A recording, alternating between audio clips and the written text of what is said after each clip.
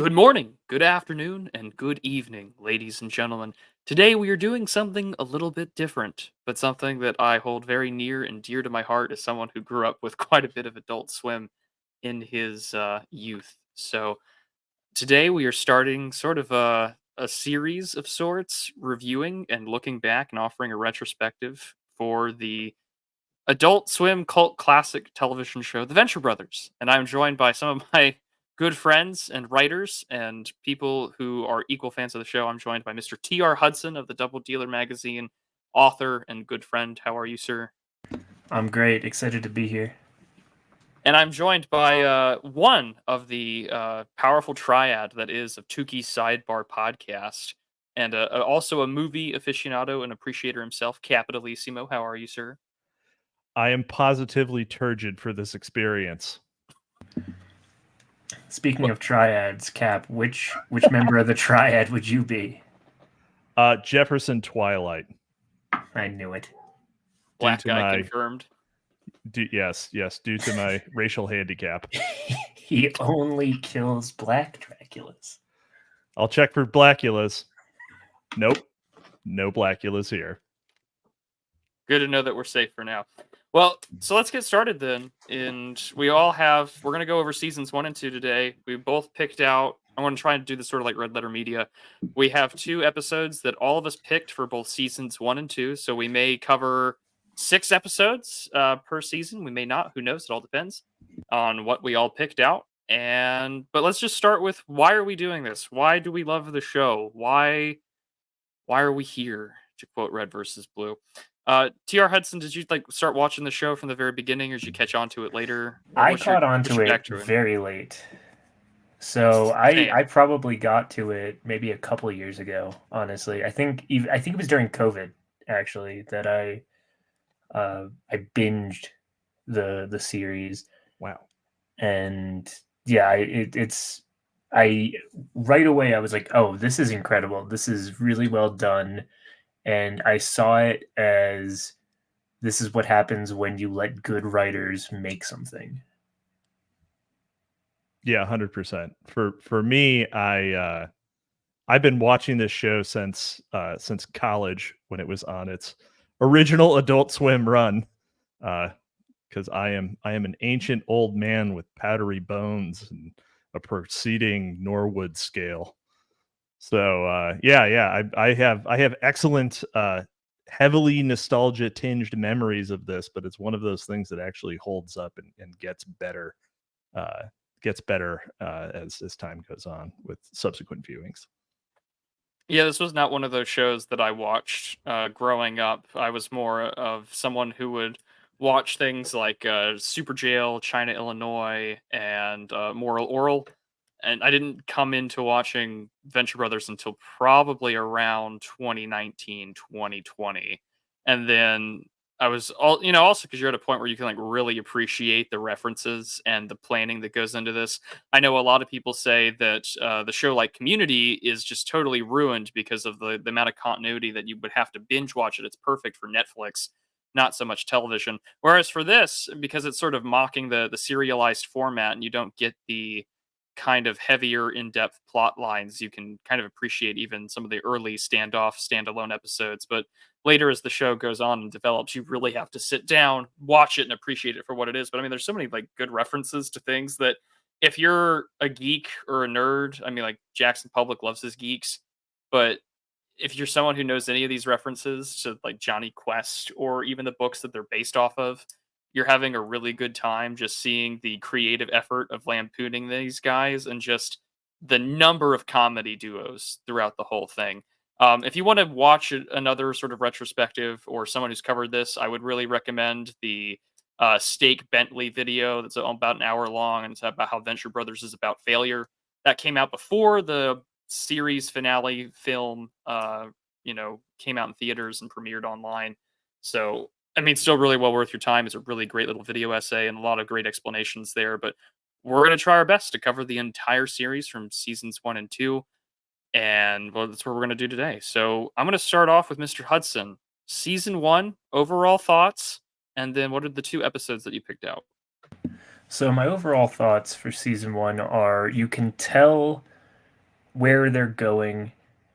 A little bit more season 2, as you kind of mentioned, off off stage, or before we started recording.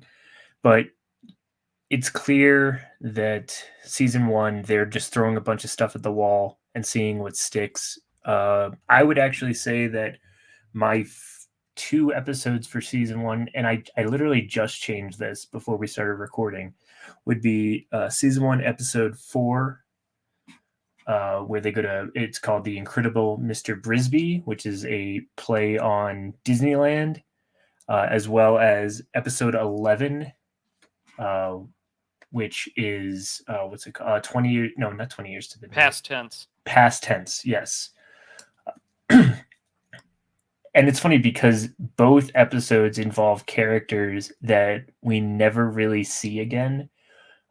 Yes, it's where in season 1, episode 4, we're introduced to Molotov Cocktease, who is a series regular. She's a villain throughout pretty much every season. And then in episode 11, we're introduced to Baron Unterbite, who kind of goes away at the end of season 4. But it's a little earlier than that, I think. But yeah, maybe season 3, right? But we're also introduced to one of my favorite characters, Roy Brisby, who is a Walt Disney stand-in, who is, and I'm trying to stifle my laughter as I say this, but he is an animator. He creates a cartoon bee called Busy Bee, obviously a pastiche of Mickey Mouse. And he's also wheelchair ridden because he had a stroke. It's the first episode that we're kind of introduced to the idea that Doc knows how to clone anybody. It's very important later. Yes, very important later, because the boys never died. And I don't know, it's a really fun episode. I very much enjoyed it. It is one of those episodes that is sort of like, there's a great premise here, but it only really becomes a one-off. Every episode that's sort of a one-off, like Brisby Land, or Baron Unterbite kind of becomes a recurring character, but I don't think that the show ever knew really what to do with him, because he gets stuck on Gargantua 2 later on in the series. But yeah, there's all these fun little implications where you can see that these guys are sort of running with, okay, well, we can use this, we can use that, we can use that for some later plot line. Because if you listen to some of these director commentaries, it really is, at least for I listened to the episodes that I picked and reviewed for the creator commentary, and you can kind of tell that they're riffing off of, well, this idea works, so we're going to keep with that. And I also don't know when they recorded these commentaries, how soon or how later after the episode came out, or when they finished making them, but it does kind of show you that they kind of take with what sticks, or what's a good premise that they can run with. I mean, there's not a lot of Disney parody at all in this entire series. It is way more Johnny Quest, Hanna-Barbera, Hardy Boy style. And then later they kind of get with the times when they start parodying a lot of Marvel and DC stuff. But very early on, there's almost very few Disney references. That is not, so at the early seasons, that is not getting with the times. No, so it should be said that, like, in a couple of the episodes, they make really direct Star Wars references, but this was really direct prequel references, really. Well, I mean, there are prequel references, but there are also just like original trilogy references in the early episodes. But this is 2003.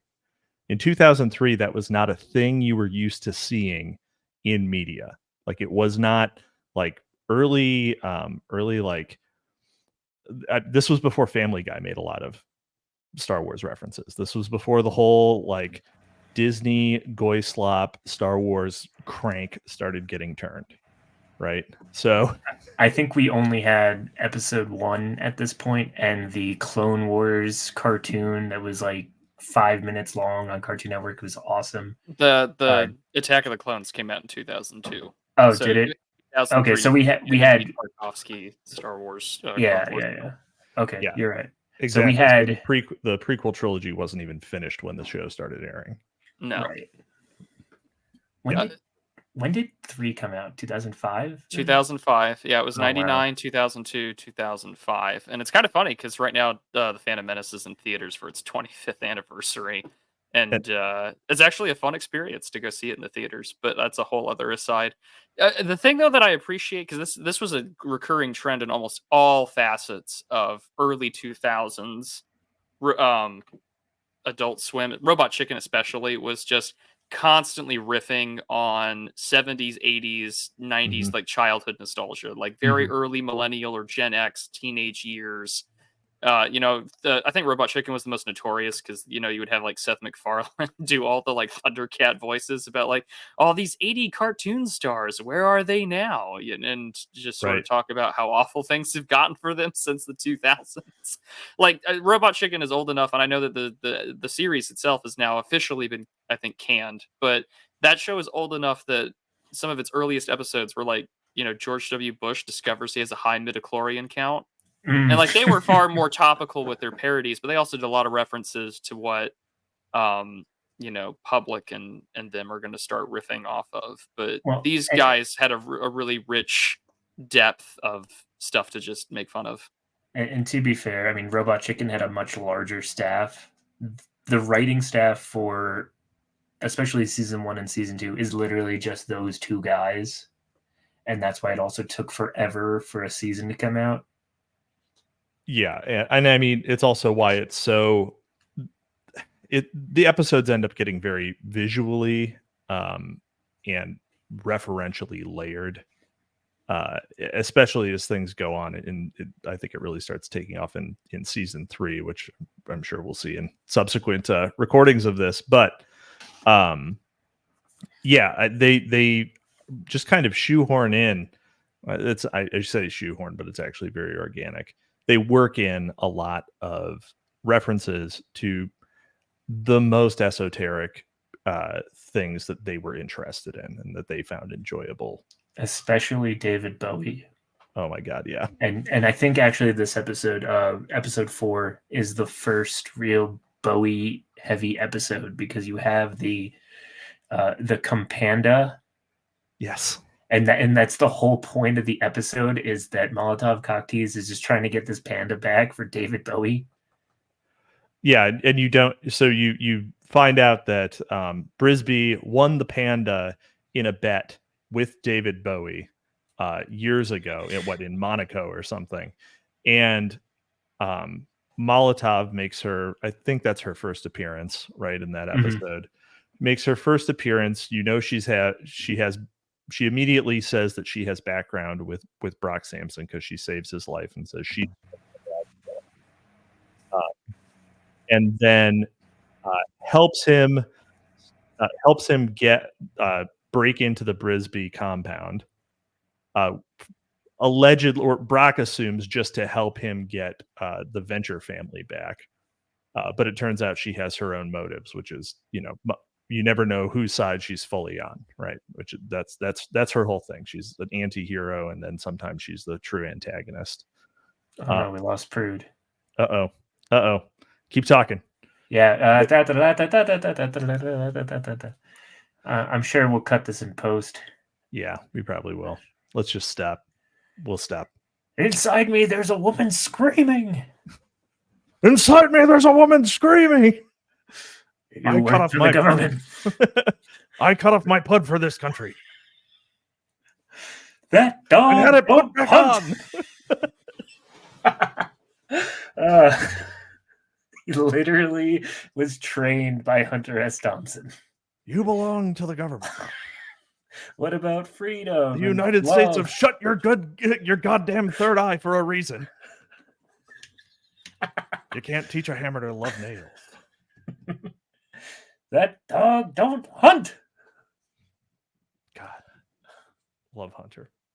See, he's oh man, such a good character. I don't think there's a weak character. Yeah, there are weak characters. Underbite's a weak character. Yeah, but I mean, he just plays his role so well. Well, true. Hey, buddy, welcome back. Yeah, my internet just died while I'm trying to record this on my own channel, so that's always fun. So yeah, we filled space, but you can definitely cut all of that out. Now I'll probably keep it just for. You should shits and probably grins. not keep it. You should cut that. It. It's just me saying hard R's and all the character voices. Wait, seriously? No. Oh, No, wait. Hold.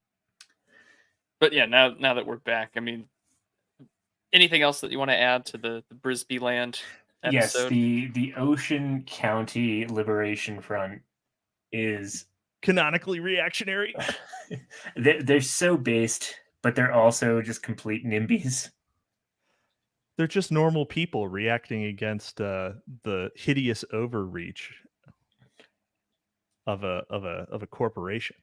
Kill the bee. Kill the bee. bee. That's all I've got. It's a really good episode. It establishes a lot of stuff that's going to happen later in the series, whether it's the inclusion of Molotov cocktails, whether it's the introduction of David Bowie as a player, and then also stuff like cloning, as well as you get the sense that Rusty is, while he's an incompetent good guy, he doesn't want to be a bad guy, which I think follows him throughout the series. Yeah, absolutely. And this is, like you mentioned earlier, this is the first appearance of the incredible Mr. Brisby. That's the first appearance for Molotov cocktails, and this is where you get the great flashback about how, killed a partner and who she is, and there's a chastity belt because of the Cold War or something that we don't really get fully fleshed out. It's always cold in Siberia. That's true. It's very true.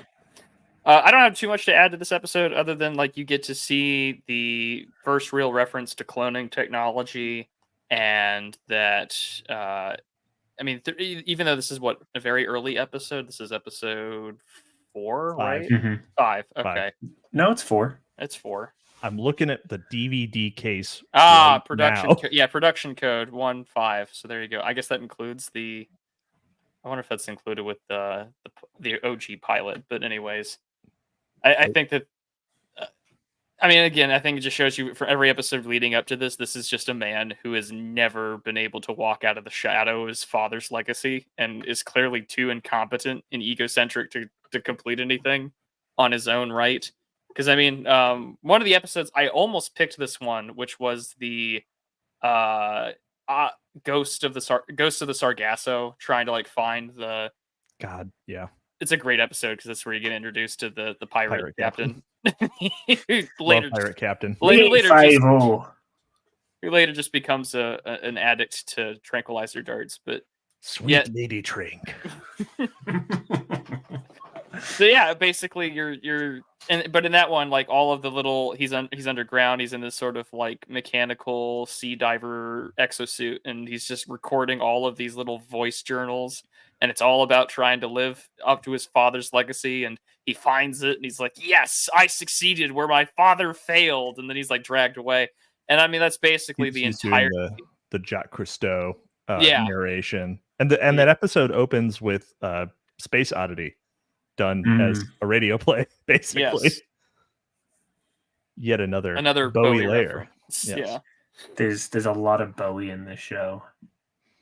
Well, yeah. It's Bowie, but not really Bowie. There's even a thin white douche. Yes. So okay, if that's Mr. Brisby, I'm gonna go to Cap. What was one of your season 1 episodes that you picked and had notes actually the one that the first one that I picked is the one immediately after this episode 6 of season 1, Tag Sale You're It, which is notable because it's basically plot non-existent. It is one of 2 episodes that really don't have much in the way of plotting. So Tag Sale is kind of a conceptual episode, and it's important because you're introduced to a lot of characters who really get fleshed out later on. The concept is just that Dr. Venture is having a yard sale, and he's selling off a bunch of his father's like old stuff. So he's got, the the Death Ray bargain bin bonanza, and he's got dollar shrink rays, and he's selling, you know, just all of this super science crap that he doesn't see much of a use for, just to get a little extra money. And that's how much of a it tells you something about his character, because it's incredibly irresponsible to be selling off things that you would yourself refer to as death rays to random supervillains who you know are supervillains who are coming to your house to buy them. So you get a few introductions here. First, it's the first appearance of Baron Underbite, of Billy Quizboy, of Pete White, of 21 and 24, henchmen to the Monarch. It's the first appearance of Augustus St. Cloud and Phantom Limb. Augustus St. Cloud is like absolutely a prototype. It's the same drawing. It's not even the same voice later on. He's characterized totally differently. And that tells you something about how they developed the show.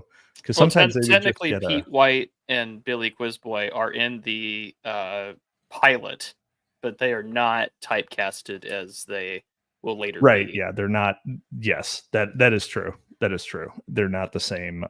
They're not the same character, but this is their appearance in the actual series. Yeah. And Right. also, like, because they also speak and they kind of reference whether or not the Monarch's girlfriend and later wife, Dr. Mrs. the Monarch, Is a guy. is a guy, which is if you've seen the original pilot where Dr. Venture and them go to the United Nations, he's drawn with a Adam's apple, whereas that Right. is removed later for the actual run of the show.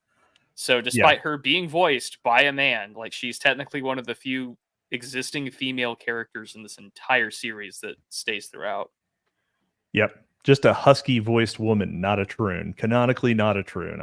I'll stick with that one. Yeah, although she is dressed very much early on in the series as Jackie Onassis Kennedy. Yep. She's got the pink dress. She's got the pillbox hat. She's got, which of course is a reference because there were many people at the time in the 60s kind of accused Jackie Kennedy of having like a gruff kind of manly voice. And so they kind of played that to the extreme. And of course, it's two guys riffing, right? Because, clearly this is voiced by a man, but you kind of just get used to it where. And it wasn't until 2008 that we would get an actual male first lady. I was trying to make a joke, and I was like, how am I going to fit this in? Michelle Obama, of course, does not have an analog in this show because it was kind of conceptually created before. But before the Obamas came into public consciousness. Well, before she transitioned too. R.I.P. Big Mike. Big Mike. Sorry, you cut off your pud for this country. And then had it put back on. All right. So it's also the episode where you're really kind of introduced, where you see an OSI op go down for the first time, because Brock is leading a team of OSI agents to provide security for this yard sale. And they directly reference, and I think this is the first time as well, the Guild of Calamitous Intent, which is the super villainous organization that is the analog of the Office of Secret Intelligence. So you get, there are like this is mostly just character work. So you see all of the show's great duos playing off of each other here. So you establish Billy and Pete. You see Dr. Orpheus trying to find his number two. He's trying to find Orpheus is trying to find someone to arch him, as are Billy and Pete. So you get this it builds out this world where it is normal and it's aspirational to have an arch, right? It's not just annoying. There's people who have this system that they're participating in willingly. I think one of my favorite parts of the series as a whole is that they layer the lore is all laid out in season 1 and season 2, and they just go deeper from there. Have you guys seen the John Wick movies? Yes. No, I have not. You can watch the first one. The rest are, whatever, right? And Just if you really like violence. Yeah. yeah, but I only mention that because that's an example of doing the opposite, where they lay out the lore in the first one and they try to deepen it in subsequent movies, and it just doesn't work. Yeah, it never reaches the level of number one. Not even close. Yeah. So the fact that they're able to establish all these things, and like I kind of mentioned with the Busy Bee episode, this whole season is them just throwing crap against the wall, seeing what sticks, seeing what works and what doesn't work. And the idea of arching as a profession is, I'd say, a lot of the groundwork is laid out in this episode. Yeah. Yeah, plus Dr. Orpheus is lamenting that he's a necromancer. He's not part of the system. He's just some guy with some magic skills that has his own place on the Venture compound, and that's it. And you can see throughout, and this lays the groundwork for what later does become like the Triad and him trying to have his own life. And I don't think he doesn't really get an arch at all throughout the series. But I mean, like, you kind of see the differences there, because I mean, he's kind of like weird occult Mr. Rogers, but at the same time, like, he wants to feel included and cool, because as we later find out about his like ex-wife, and then of course he's like a single dad, like he just wants to feel like he belongs somewhere, and he's like adjacent to this entire world of like bureaucratized managed democracy via the OSI and the Guild of Calamitous Intent, and he's just kind of there. And he also plays, I think, very early on in seasons 1 and 2 as sort of this weird quasi-religious fall guy to Dr. Venture, or for Rusty, just because Rusty is very much like science, rationalism. I can explain all this, and you definitely see this in season 2 more than season 1. Well, Whereas, yeah, I go ahead. did. My other episode is season 10. Sorry, season 1, episode 10. Are you there, God? It's me, Dean. Where Is that the testicular torsion episode? yes, it is. But it's also the one where Dr. Venture and Orpheus have their contest, their shrinking contest. Yeah. So, well, we'll get to that one in a minute. So as I referenced early on at the beginning, the episode I picked isn't technically part of season 1, but I think it's kind of important. It is the actual pilot that was aired as a one-off on February 16th, 2003. Wouldn't begin premiering until a year and a half later, in August of 2004. Animated with Adobe Flash. Press F for Adobe Flash respects. Player. Yeah, Yes. pay respects. But yeah, it's a non-traditional animated show. But this was, I consider this the one that kind of outlines everything that you're going to get. So for instance, like Dr. Mrs. the Monarch, for instance, like she's got the Adam's apple, she's still dressed like Jackie Onassis, and at the same time, the voices are slightly different. Like, Rusty Venture has got kind of a way more nasally voice than anything else. And then again, like, you kind of already very early on, we kind of established that Rusty is someone that could be really good or really bad. And he's got a much different personality than he does later on throughout the show. And I just find this episode great, because it's just, we see a prototype of what cool shit we're gonna get for like the rest of the series. Because, well, we're here for this like weapons presentation, and we're already seeing the outlines for future characters like Dr. Impossible, Billy and Pete White. The henchmen as we know it are not yet fully developed. They're not even present in this episode at all. Like 21 and 24 are not present as we know them at all. The Monarch is a little much more of a dork and played it more for laughs than what he'll eventually become later in the series. But still, one of the through lines is that like Brock Sampson is still, spoken of and illustrated as a god, and that Rusty is borderline arch villain, super evil man, evil scientist here, because he goes and presents Dr. Impossible's like, well, I have an electric car that's only emission is ozone gas to repair the ozone layer. And everyone's like, wow, this is great. And then he's like, well, I built a heat melting ray that destroys cities. And he's like, well, I suppose in the hands of the wrong guy, this could be a weapon, but I don't see it that way. And he sort of like laughed off the stage. And he was like, well, what the hell, man? Only for the episode to end with the sort of like Japanese samurai assassin hunting him because he's a technology fetishist. And he was caught brutally masturbating around, Doc Venture's technology. And the boys are played way more sort of like stupid golly gee than anything else. I don't know. It's a really fun episode just because it's this prototype. The Ooh-Ray. Yeah, just the fact that it's called the Ooh-Ray, Yeah. it tickles me because it makes an ooh sound. Right, as it melts the city. Ooh. He can't believe that the army would want to buy that. and at the same time, it's weird too, because this is probably the most successful that Doc ever is on his own. This is his most successful product, right? In season 1, he really has he's really shown to be more competent than he is in subsequent seasons. Yeah. Because in season 1, he is like creating super science stuff, right? He can actually do things. Whereas later on in the series, it just like it starts, and I mean even in the first season, it starts to be the case that he can't figure stuff out. In the obviously he builds the Ooh-Ray in the pilot.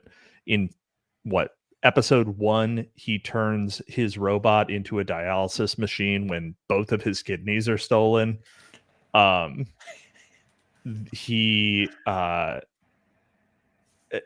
mean, there are a bunch of times that he builds a walking eye, a giant robot. He builds a guard robot for the compound when Brock is going to go on sabbatical. He does all of these things. In later seasons, he basically does jack shit. He doesn't do super science all that much later on. His super science abilities, I hate to say, kind of get flanderized to play up more of the narcissistic personality that anything, because he is very competent in seasons 1 and 2. And later on throughout the series, like his ability to do things is just totally turned to shit. Like I think it's in season 6, or where like they're trying to do like the whole iPad thing or their own kind of AI assistant Alexa type deal, and it turns and it flies and it flies and it lifts the building up out of the sky or whatnot. Now hold on. I have a theory. Go ahead. What if the reason that he is able to do super science is because JJ is inside him? Oh, no. That's not a half bad idea. Oh, that's not too bad. That's pretty good. I never considered that, because he does turn into more and more of a moron as JJ leaves him. Oh man. Oh, I didn't even consider that. That's actually really good. For everybody who's out of the loop, Prude, are you gonna pick the season 1 finale? I did not pick the season 1 finale, actually. Of course. Okay, well, just is that your episode? Is that your no, second? It's not. No. The second episode is episode 11. But for anybody who's confused about who JJ is, all throughout season 1, Doc is just haunted by these nightmares that he is eaten in the womb, or that he is eating something in the womb. And when he is born, or at the end of the season, he actually vomits up a twin that he absorbed in the womb, who names himself Jonas Venture Jr. He's a little feller. He doesn't have an arm, but he's everything that Doc wishes he was. He is basically an exact clone of Jonas Venture Sr. Mentally and in except the he's a good guy. Right, yeah, he's a better person. He's the idealized Jonas. He's like the only Jonas good Venture person, Senior, actually.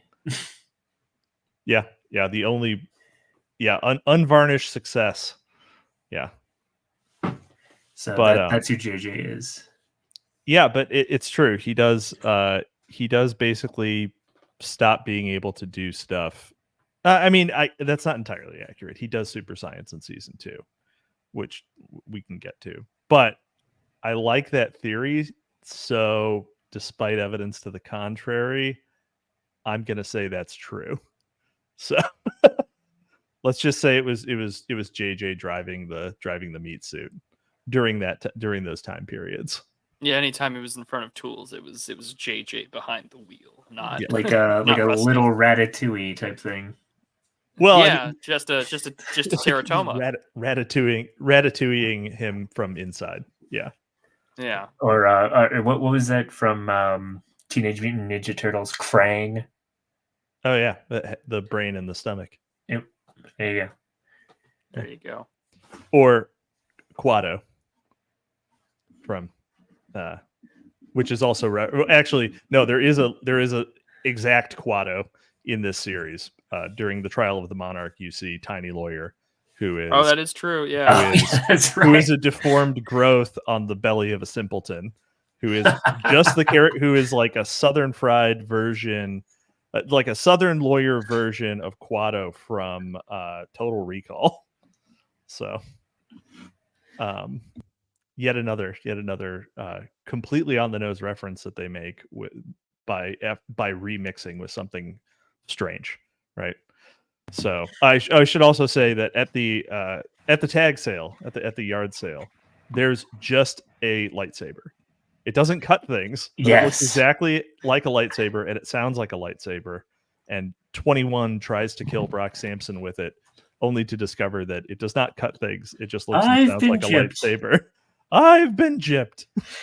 And they run away. Apparently, toy companies don't want to spend $2 million to make a toy, and the army doesn't fight with swords anymore. Yes. Although I think that there's such a great payoff to that later, because it's not like Gary, right, the henchman. Right. He does eventually learn to fight and hold his own to Brock Sampson, but he's also still a giant fucking nerd. So, like, you know, he still carries that lightsaber around in later episodes when he's going after, like, the Kingpin style parody.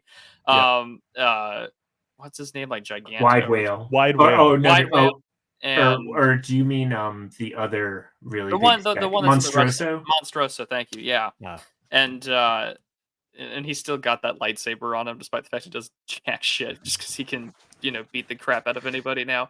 But yeah, no, that episode's it's a good one because it does lay out everything that we're going to see later, and it's quite enjoyable. Also, because what episode is that? On the tag here, yeah, that one is episode 6. So so there you go. I mean, that's a good one. But that isn't. And this is after he gets his license, his secret agent license back, because production code episode 103 is one of the episodes I picked, or it's the second episode I picked. So I guess I'll just do my second one. Midlife Chrysalis.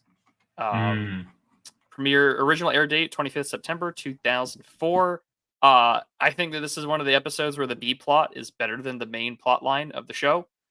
Because the B plot is that Brock Sampson's license to kill, his secret agent license, has expired, and he can't kill anybody without anyone looking the other way. He would get in trouble if he did it. So the premise is him and the boys basically train him back up to be ready to take his secret agent exam. And we just learned that the process of the Office of Secret Intelligence. This is the first time we get an oral reference to General Treister, because his son is the guy who's administering the secret agent exam. And of course, we get the whole "I don't use guns" rule, kind of Batman-like in that sense.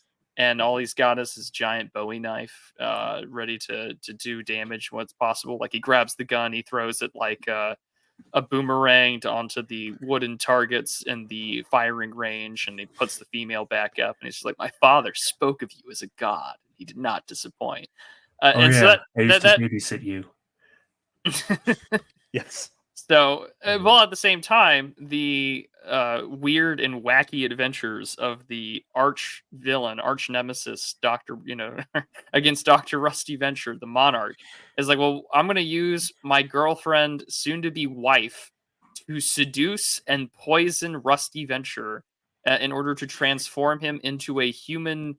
Very much a reference, I think, to The Fly, also in a lot of ways. To transform him into a caterpillar and eventually have him turn into a butterfly. Like, that's the premise. While at the same time, Rusty is having a midlife crisis. He gets a new car.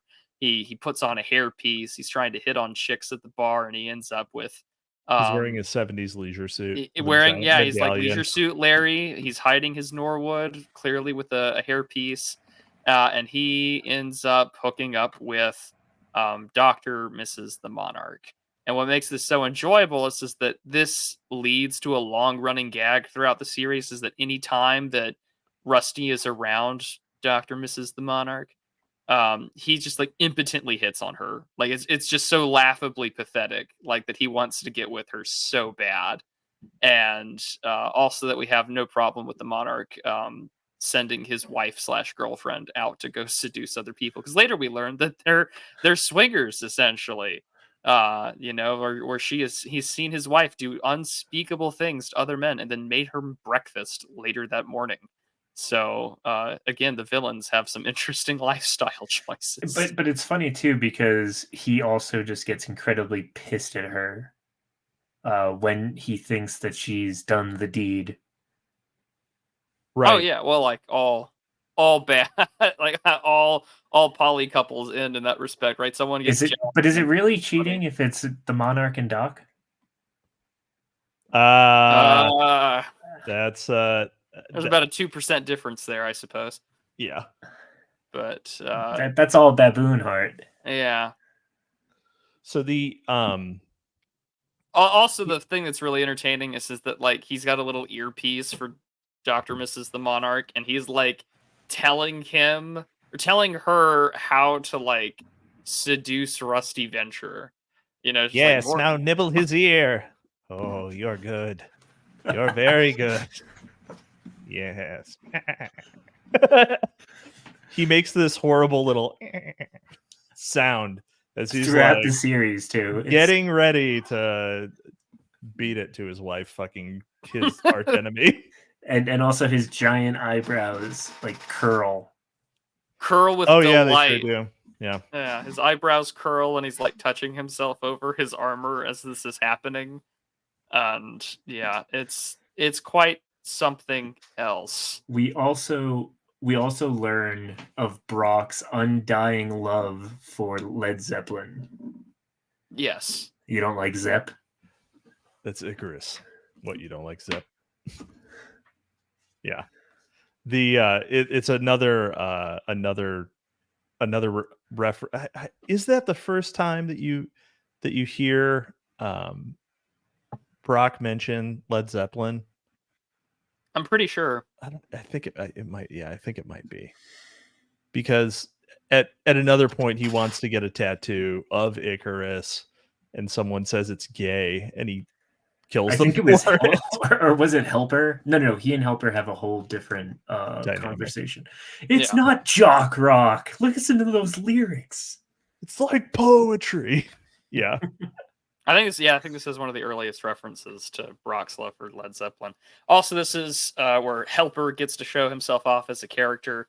We do know in the episode 1, not only is he a great sort of dialysis machine, he's used as landing gear. He's kind of the all-around helper bot, but at the same time, he is got a personality and mind of his own. Like, he's trying to help create a chemical solution to reverse the transformation caterpillar process to turn Rusty back into a human being.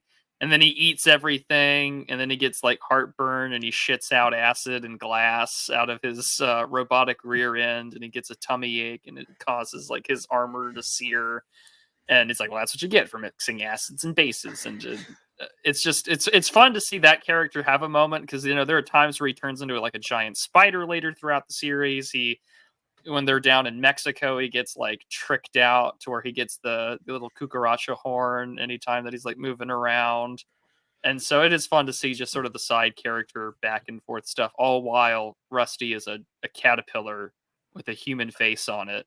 He who also can't stop. he also refuses to shoot Rusty in the forehead with a shotgun. Yes, he can't. He Which can't do the deed. Rusty makes special hand attachments for Helper because normally he's got these little grabber claws. So he gave him actual hands so that he could pull the trigger on a shotgun and just put him out of his misery.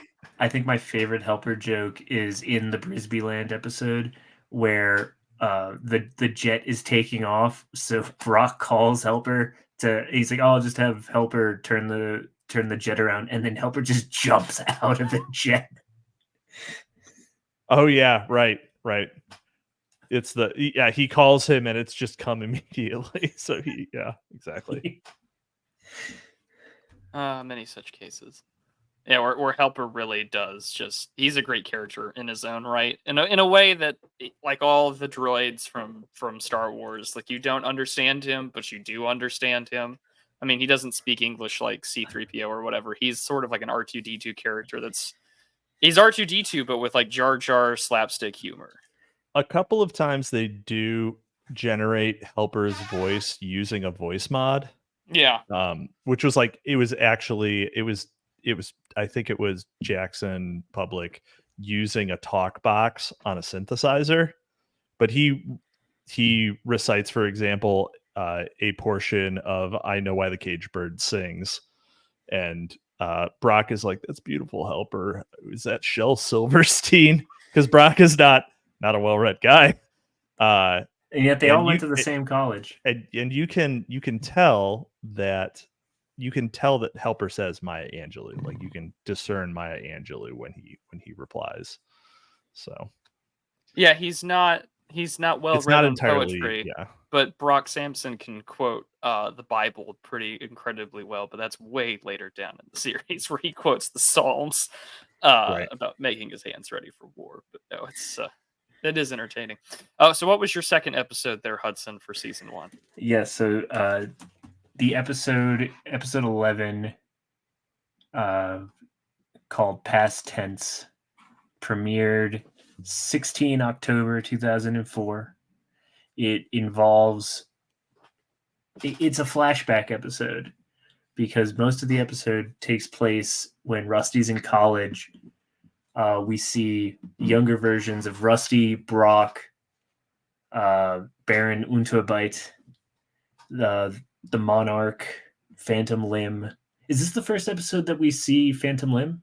No. You see Phantom Limb in he was at the tag sale. Yep. Yeah. It's a pretty straightforward episode. The Venture family is going to a funeral for one of Rusty's friends, Mike Soriyama, who is a roboticist, and they're captured. All these different guys are captured, and Mike is going to get revenge on them for various wrongs that they had committed to him in his life. The main one against Rusty being that he thinks that Rusty slept with Mike's one-itis, Leslie Cohen. It's and he the only reason Asian man, Jewish woman, many such cases. And it's what makes Silicon Valley go round. True. So you have Pete all White's these guys on the radio. Yeah, that's right. Oh, that's right. And he embarrassed the ever-loving shit out of Mike. It's because Pete White also has the best line in this episode, which is because he's got a tiny, shiny, chubby. But one of the interesting things, though, is that despite the episodes that came out in the order that they're in, the first episode that Doc and Jackson write together is Midlife Chrysalis, and then they start working around everything else that they do. But that's the first one they write together. Yeah. Because then you had the pilot, but Midlife Chrysalis was the first one that they wrote together, and then wrote a whole bunch of other ones. I think one of my favorite bits from this episode is that Brock has always been a killing machine. Even before he joins the army, he accidentally kills the university's quarterback, and he's so distraught from being kicked off the team for murder that he just beats the ever-living shit out of all of Rusty and his friends who are just playing Dungeons and Dragons. And this is also is this the episode as well where that was the day he learned his father died? Yeah. Oh, yeah. That's like the last scene. Yeah, it's the last scene. He's like, yeah, your Venture, right? Your dad died. Someone called from Venture Industries. Your dad died. Anyway, see ya. It's like he just walks out of the room because he got kicked out. He's like, I got kicked out. I'm going to go join the army. So paid out well for him. Yeah. Yeah. This is also the first appearance of Team Venture. The Elder Team Venture. Yes. So the Action Man, Colonel Gentleman, and Kano are introduced, which pays off in the end of the season. With one of my favorite gags. That's for breaking my stepdaughter's heart. I think you did the pirate captain for that. Oh yeah, you had to do Patrick Stewart, or not Patrick Stewart. No, Sean Connery. Yeah, you have to do a Sean Connery. That's for breaking my stepdaughter's heart. There we go. That's much better. Yeah, and he is just unapologetically gay. Yes. Oh, but it's funny because that goes away. After the gay goes away. Season. Yeah, pretty much because he marries Billy's mom. No, he dates. Yeah, he dates. That's Billy's Action mom. Man. No, the Action Man does too, but he dates Billy's mom at one point. Well, Action Man is originally with Major Tom's wife. But we do experience who is also Billy's mom. Who's also Billy's mom. Who's also Colonel Gentleman is too busy being out, if I recall correctly, later on in the series in Tunisia, or maybe it's in Tunisia, and has sort of his own kind of Foucault moment, or his own kind of French philosopher moment with a younger Kiki, that kind of deal. And it's fun because I was listening to the director's commentary on the Sargasso episode. I think it was the Sargasso episode or Midlife Chrysalis, one of the two. And they're just like, I can't. Doc and Jackson are just like, I can't blame him for being so gay. It's just they have a good time riffing off of he's just unapologetically who he is. And it's just basically what if we made Sean Connery into a giant queer, and they're just riffing off of it. Ah, Kiki, my nut brown catamite. Yes. Toys, Colonel Gentleman, which is he had when he was a lad. Sorry, I'll stop making direct quotes. But because he's in Tangier is where he's at. That's where he's at. Yeah. Not Alge. Yeah, I can't actually even remember what episode it is that they think that Hank and Dean think they discover him dead. But I think this is the one. I'm pretty sure this is the episode. Yeah. Oh, it is. Oh, okay. Because he's. If I recall correctly, he's a drunk, and he's also a diabetic. He's in a diabetic coma when they wake him up. He ate an entire package of Malamage and washed it down with a Yoo-hoo chaser. Yeah, that's what it was. Yeah, no. So he slammed a bunch of candy after Kiki left him, and tried to kill himself, and then was in a diabetic coma when the boys found him and thought he was dead. So anyway, a lot of really great characters get introduced here. Probably, just the idea that Mike Soriyama created a clone or a robotic clone of himself and Leslie, but never had sex with the Leslie bots, even though he was completely obsessed with this woman for his entire life. Yeah. Poor Mike. And you wonder, or they wonder rather, if he programmed the robot to seek revenge or if he him. just wanted it so bad that the robot took it upon itself. It's and you never hear of Mike Suriana again. You get a bunch of college flashbacks throughout the series, but yeah, very solid episode for season 1, I'd say. Yeah, you do get the backdrop for all of these characters. Like, we learn more about Pete White and Billy Quizboy. We learn how early Doc Venture loses his hair. He's already got a pretty bad Norwood in the backdrop in this flashback episode. I don't know. This isn't the first episode, or I think, where he admits that he lost his virginity at 24, but he does reference it here, which to me just kills me. I think that's pretty funny. And then at the same time, we also learn about Underbite playing D&D. Mike's invention of the Leslie Golem, having his character seduce the creature. It's very it's a magical dare you enter my magical realm moment. Stop adding your horrible fetishes into our game. Yes. And this is also where we kind of learn about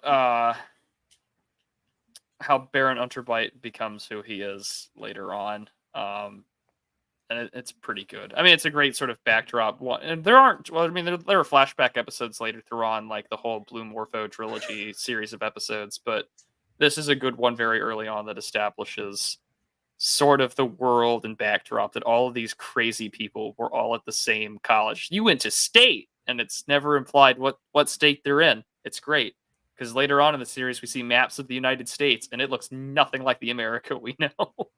Yeah, the states are not in the same place except for like Indiana and Ohio. And that's about it. Cap, what was your second episode of season 1? My second episode was, and I just realized looking at the wiki that they weren't, so the order that they were aired in originally is different than the production order, and it's different than the order that's on the DVDs. You gotta love it. Great. Yeah, exactly. It's wonderful. So it's episode 10, which is 9 in order of airing. So it's actually was right before Tag Sale. So it's actually weird. I think that if you watched it in the order that it was aired, that the characters wouldn't actually develop in the way that I interpreted them as developing, because I watched it in the order of production. So you'd be like jumping around and like learning stuff in a weird order. I don't know how that would be. And I obviously never will. So yeah, because the episode release order goes Dia de los Dangerous, August 7th, Careers in Science, August 14th, Home and Security, the 21st. But Home and Security, so it's like, but in terms of production versus order, it's so 1, 2, all right, 7, 5, 4, 8, 9, 3, 10, 6, 12, 13, 11. Like, what the fuck? So is by 13, do you mean the Christmas special? No, it's Spider Skull Island, sorry. Yeah, Spider Skull 14 Island is the Christmas special episode. Yep. Which is the one where Pete White hits on Triana Orpheus, who is like 30 years his junior or something. Anyway, so the one that the other one I picked is Production Order 10, Televised Order 9. Are You There, God? It's Me, Dean. So this is one. Without where it opens in the middle of the action, and the Monarch has the Ventures have, this is offhandedly referenced, Grover Cleveland's presidential time machine. Ventures have secured this wonderful object. Not get a payoff? No kidding. Zero payoff on that one. Well, no, because it gets referenced like a decade and a half later in the series. True. Like, which is a great callback, 15 years later. But yeah, in the midst of season 1, this has no weight at all. We start in medias res. Yes, exactly. And I wonder if Donald Trump has that time machine now. God, I wish that were true. I wish that were true. Yeah. Go back in time and kill Karl Marx. All right. So, I guess you probably just kill Engels, huh? Or Engels' dad. Never mind. So Give Engels' dad testicular torsion. Yes. So, be careful where you spend your money, Mr. Engels. This one, curiously, no commentary from Public and Hammer on that one. Like, it's just not there. Season 1, only half the episodes have any commentary for some reason. I wonder if the idea of testicular torsion is just too personal for one of them to really talk about. Doc Hammer had testicular torsion. I have the answer. That's great. It was I don't know if it was too personal for him to talk about because he wrote a whole goddamn episode about it, and then wrote a fake PSA about it for the end of that episode.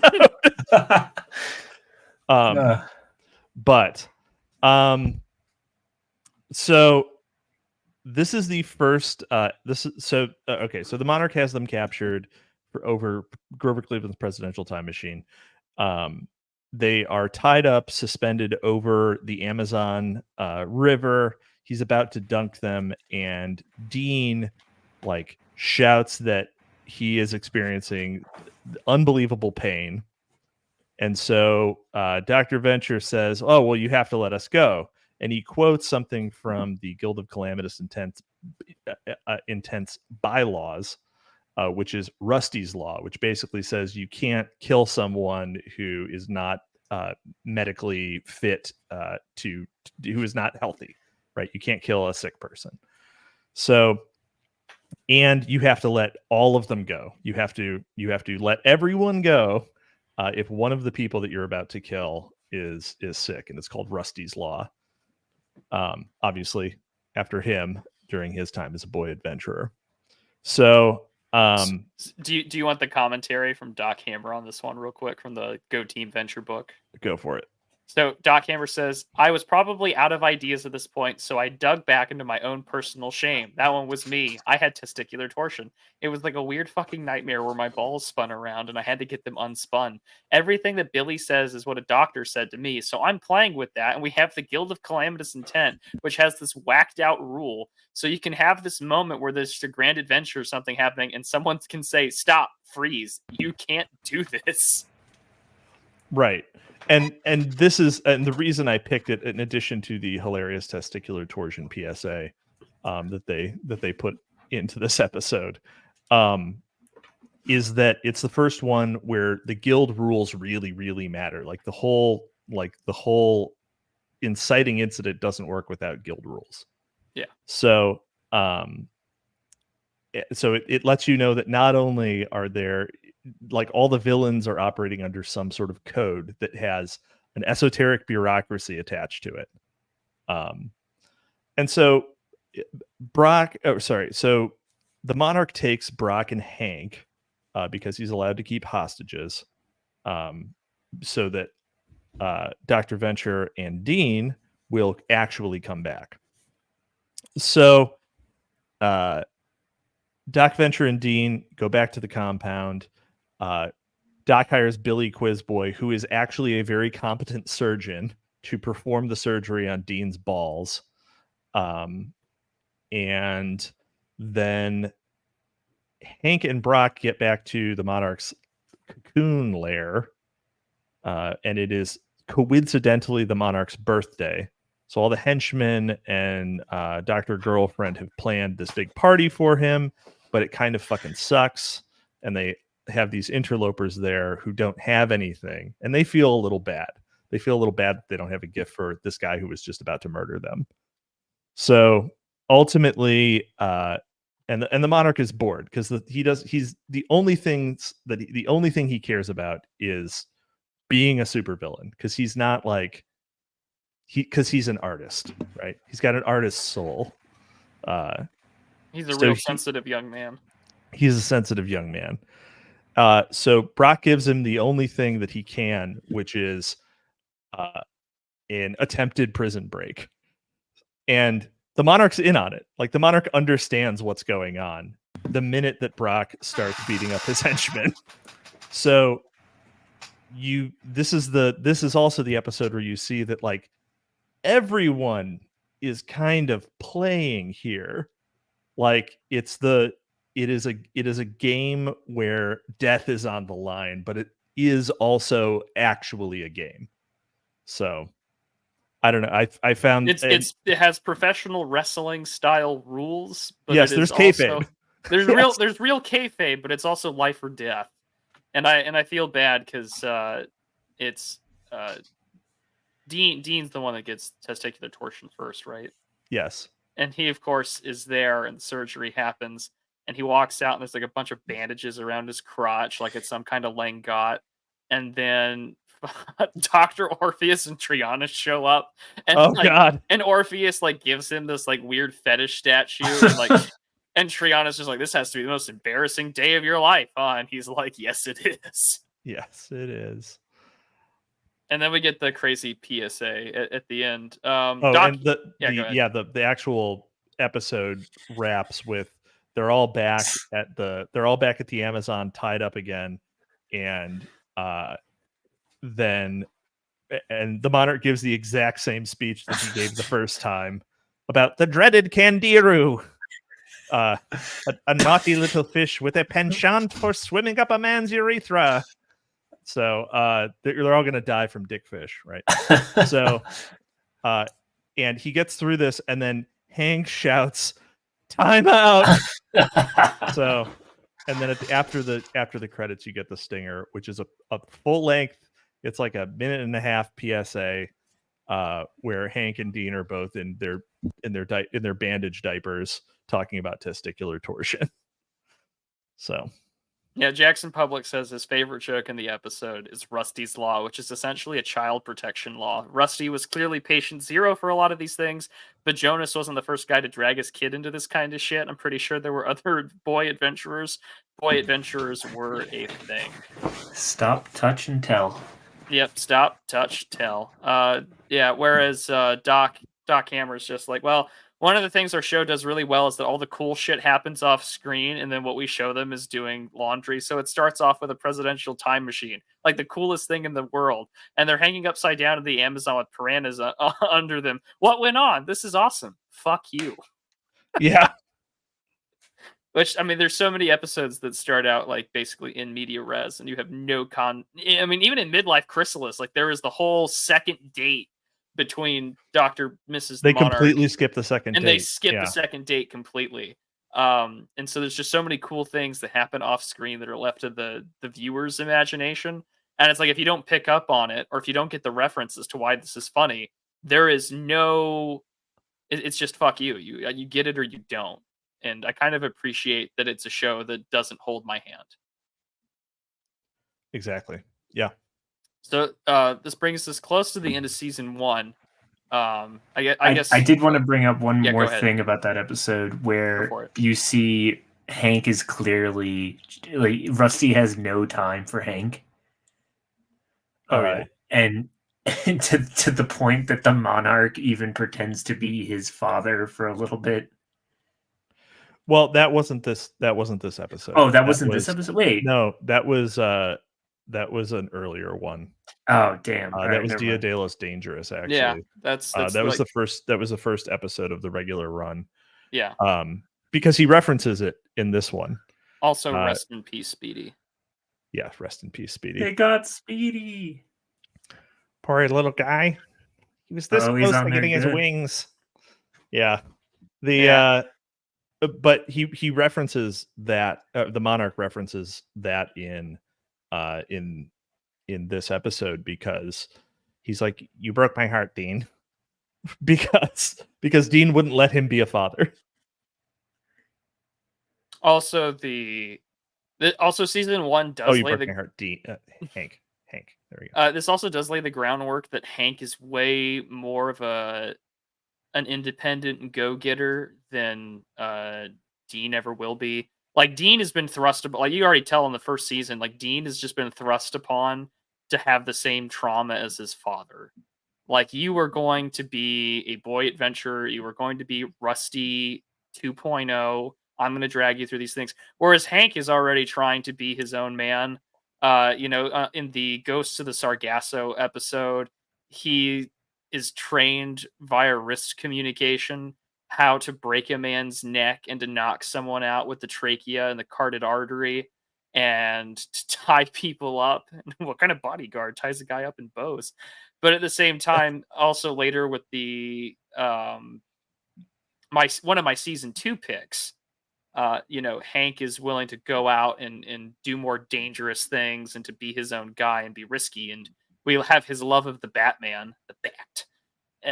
But yeah, I mean, like season 1 really does outline what kind of characters these boys are going to be. And then season 1 ends gloriously with Hank and Dean just dying. Yeah. It's fantastic. They just get accidentally killed by 24 and 21. By just sheer happenstance. It's, oh my gosh, it's them. Kill them. So what are you talking about? The boys never died. Well, it's funny because we're going to get into that. But so that's the end of season 1 for us. I think that it does give you a pretty great, from the director's commentary I listened to for season 1. I want to say it's like half and half of let's run with shit that sticks that we throw at the wall, but also that they have quite a bit of a plan going through. I mean, like just reading the text for all these other books like Ice Station Impossible with that one was quickly figured out. Jackson Public says that, I was writing this and had 90% of it figured out when I was writing Home and Security. Like you're really excited to do both, and that you've got all of these scans of all these like great drawings for the characters, like, Dr. Impossible, which is a clear reference to like the Fantastic Four, which we don't even get into in this episode, or in this, we didn't pick one of those episodes, but like, you have the guy, the Human Torch is literally a Human Torch, and it's intense pain, and there's nothing good about his life at all.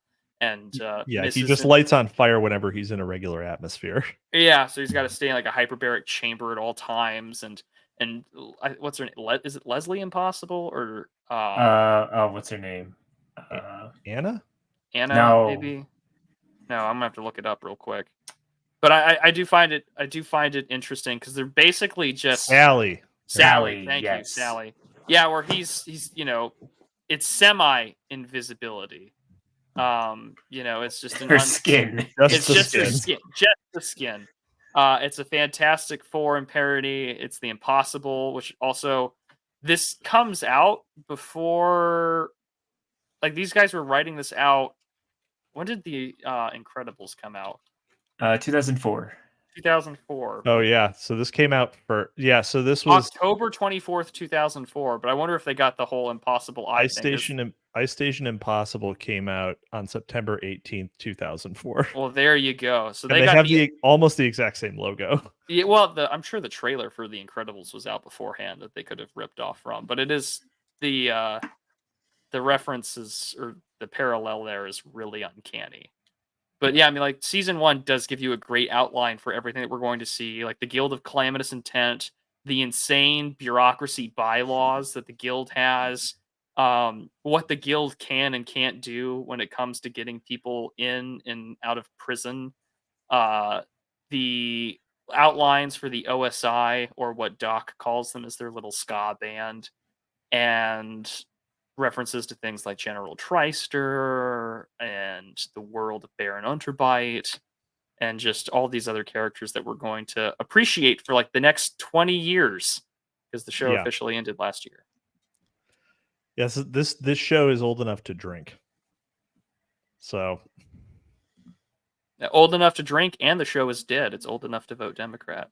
Old enough to get hit on by Pete White. Oh, but too old for Sergeant Hatred. Oh God. Oh no. Make all those little naked boys in your head go away. Oh boy. When does he get introduced? Now season 2. Season 2. So he's brought up in season 1, I think, because the Monarch steals shit. He just keeps stealing weapons from Sergeant Hatred. And actually, I guess so he's a background character in season 2. He's Yeah, not yeah, referenced at that's right. all in season 1 at all. His That's first right. appearance is episode 2, season 8, Fallen Arches. Right, right, right. And then there's one of the best jokes in season 2. Hank is pretending to be Russian Guyevich, and he asks Sergeant Hatred if he's going to molest him. Oh, because he has in the past. Yes. Yes. And of Yes, all the that is right. things, of all the things for the clones to remember, you think that would get You erased. probably edit that one out. Yeah, exactly. Yeah, but apparently not. But he makes an explicit appearance, not just as a background character, in the "I Know Why a Cage Bird Kills" in season 2, episode 10. That's also the same episode with Myra Brandish. Yes. Oh shit, the Myra's maybe, back. the maybe not, the mom, the not. And it's a crazy time. But yeah, that is also the reference to also the jock rock discussion is also in that episode with Helper Yes. and them. And that is the introduction of Dr. Henry Killinger. Yes, this is the episode of like Dr. Henry Killinger. Like we get more OSI lore in that episode, but that is a whole other time. Yeah, this was one of my picks for season 2. It's Great. It's just such a perfect episode. It's exactly what the series becomes. I think it's the prototype for what the rest of the series kind of is. Well then, yeah, let's just get into it. So that your episode for this one is going to be then that one. All right, great. Yes. Let's do it. Yes. So Myra was Doc's former bodyguard before Brock. She falls in love with him. She believes herself to be the boy's mother, who then kidnaps them and like tries to. Yeah, she's. Is it this episode that she tries to rebirth them, or is that a different Myra episode? I feel like she does it more than once because there is an episode later on when she's in an asylum when she's trying to redo it. But I think she also makes references to this one. I can find out real quick. Hold on. While I get to season 2 on the art book. But Anyway, it is she's yeah, one go of ahead. the like 3 or 4 women that Doc has a sexual relationship with. Though not the woman he loses his virginity to. That we'll cover next time we do this. We're also introduced to Dr. Henry Killinger, probably one of my favorite characters from the whole series. He Kissinger is playing himself. yes, it's literally just Henry Kissinger in slippers and a skull mask. Yep. And no other differences. No, no difference whatsoever. He becomes a consultant for the Monarch and replaces Dr. Girlfriend as the number 2. At least for this episode, we have all the henchmen kind of fall in line except for 21 and 24, who don't trust him, and we have Brock also just Brock crushes Myra when she tries to run him over with his car, to which she says, "This is what Catherine the Great must have felt." Yes. Oh, that's an incredibly good joke. Because she died having sex with her horse. Yes. Sorry That is why. for all of you who aren't in on the Russian monarch deep lore. Deep lore. Catherine the Great was known to fornicate with just about anything, especially her horse. Probably apocryphal, but No. let's but it's a good story, so we're gonna believe it. Which is the best measure of truth. It's not a lie if you believe it.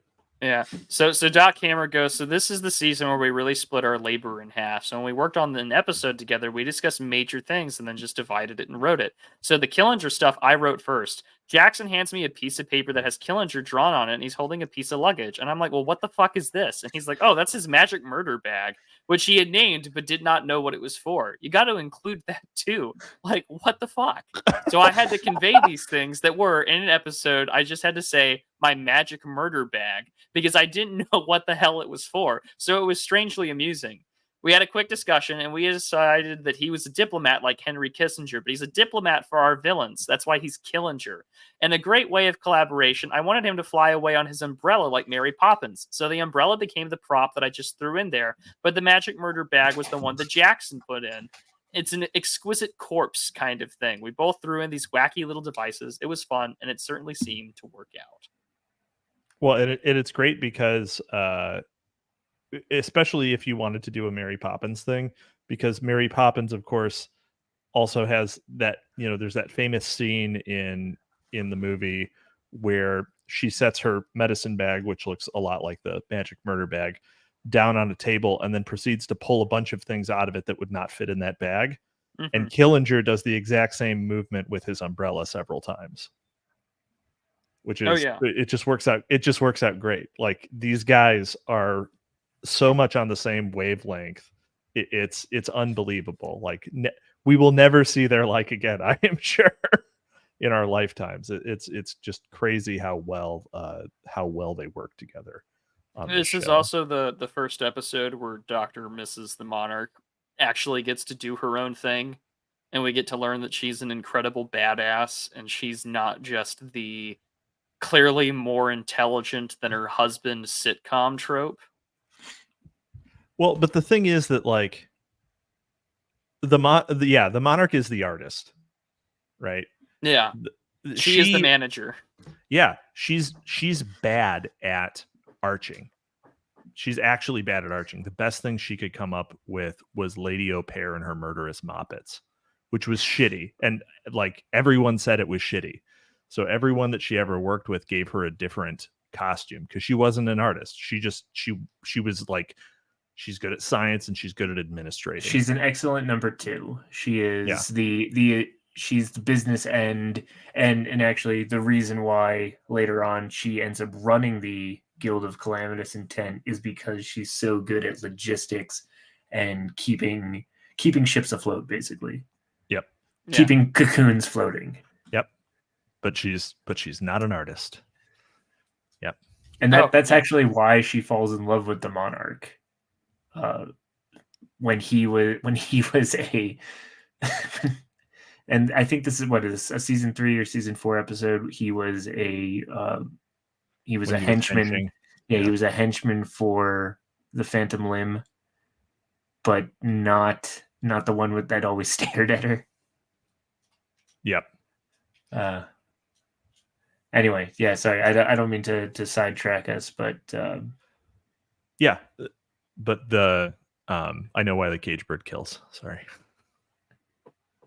Yeah, I mean, there's not a lot of the book, the art book, really only focuses on Kissinger, whereas really, the real main plot for this one, of course, is that the boys are kidnapped, and then we have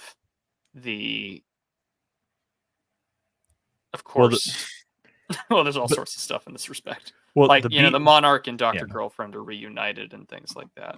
There's also the Japanese Oni that is haunting Doc. There's Dr. Orpheus is surrounded by Myra's cats, and he says, "They smell my cat." Yeah, he's just giggling on the floor after he wakes up. But this is the one where, because at this point in the series, Dr. Girlfriend is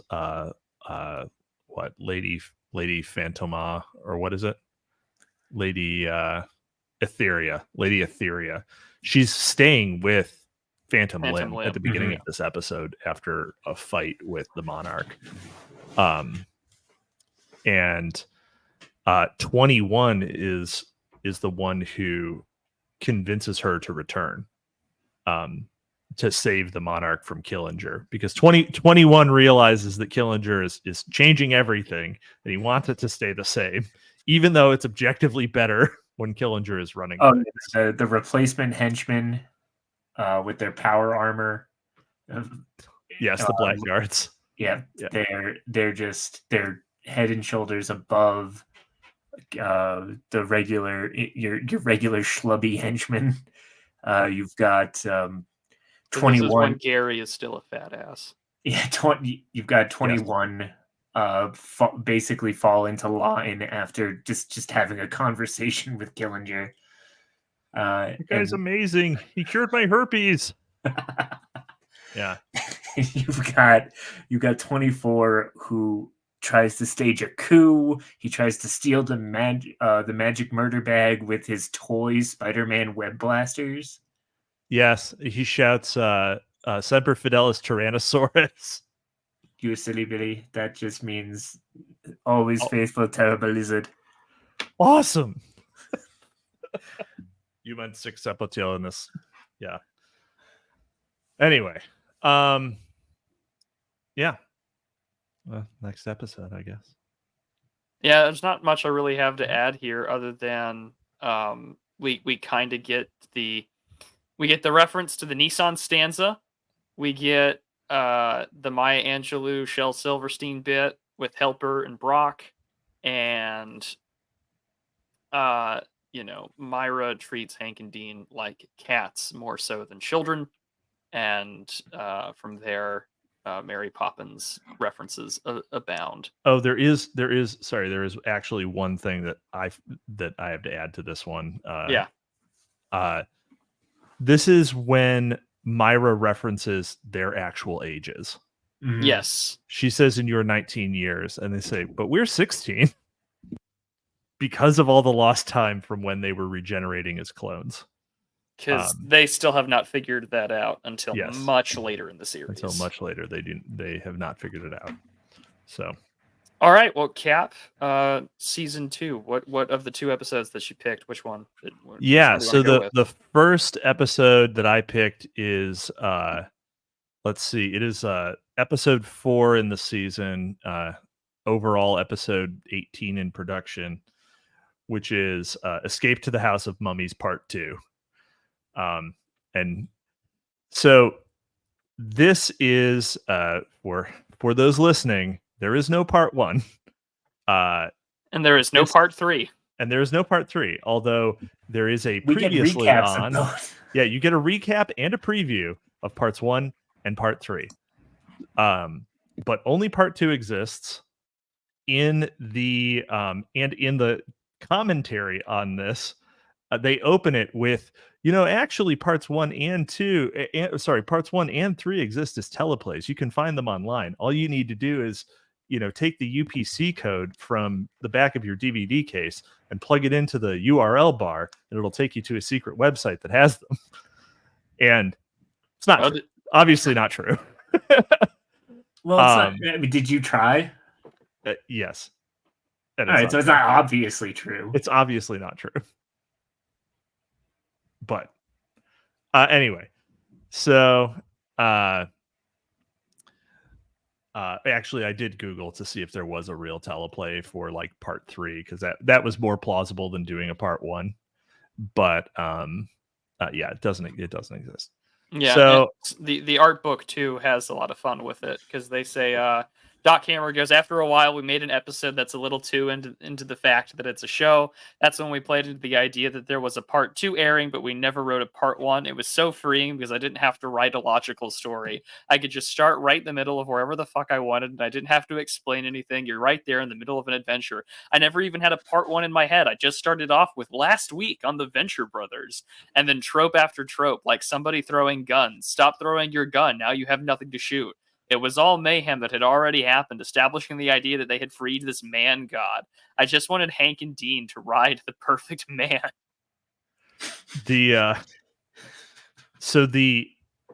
Essentially, so it's called Escape to the House of Mummies. So yeah, this is obviously the most meta episode by a lot, because it's dealing with the actual structure of a television show. So it's got this weird reference, this weird title, which is Escape to the House of Mummies, which has questions that are rolled up into it. Which is, why is it Escape to? but it's a direct reference to Escape to Witch Mountain, which is this like schlocky early 80s Disney movie, where the plot of that one is the kids are actually witches and they need to escape to Witch Mountain to get their witch powers and shit.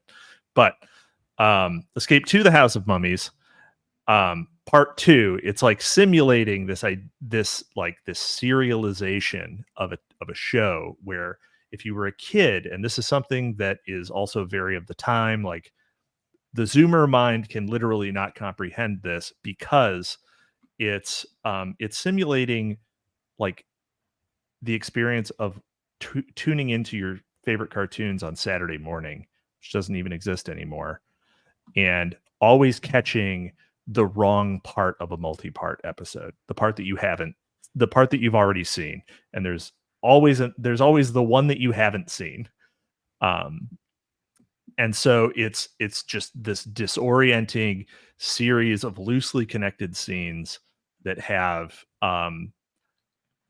no explanation offered, because they assume that you have this backstory. And so yeah, it's something that is kind of the time of the people who made this.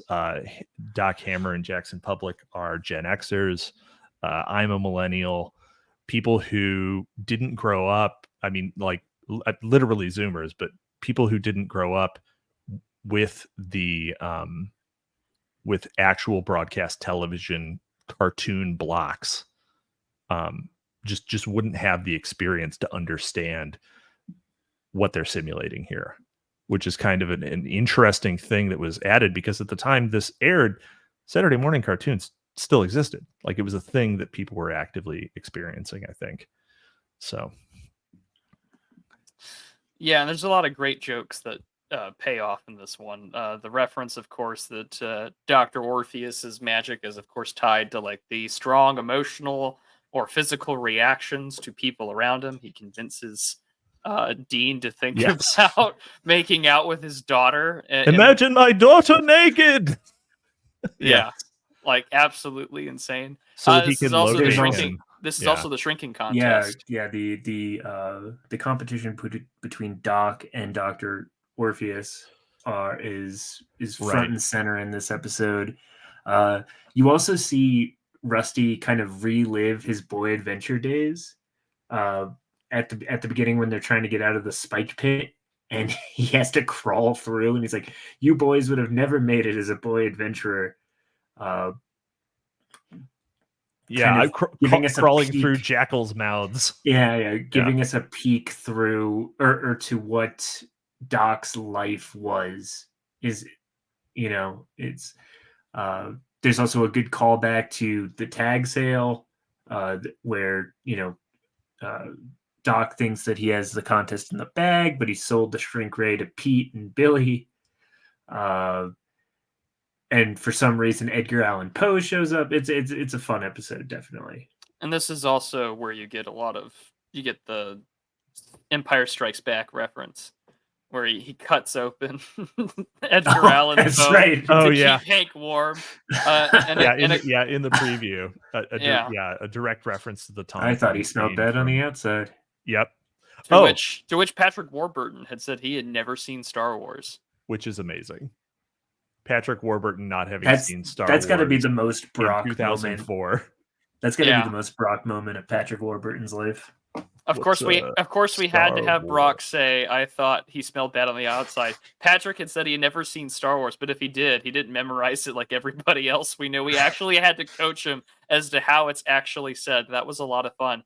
These jokes are why we had to make a Star Wars bet. We kept relying on these things as jokes. Star Wars became a one experience that we could all guarantee we had seen together. And after that, we had decided we're just lazy motherfuckers. We had been laying them in. And so we thought that we were better than that. So we made a bet that the next person, the next person to make a Star Wars joke had to get a haircut that they had in their 8th grade school picture, when both of us looked like complete idiots. Bad hair. So we have a season without these references, and we decided to say, okay, we've disciplined ourselves. We can now make Star Wars jokes and not have to rely on them. Yes, exactly. Which is fascinating. Like, it's fascinating because it's fucking hard not to make references to things. it is hard. It's actively difficult. There's also the reference to Archie I really liked, where Treon is wearing the same thing every day, and Dr. Orpheus just says, "Oh, that's just a phase that teenagers go through, like Archie and Jughead." And she's like, "No, I'm afraid to go into my closet." So Because this is the reference to the master.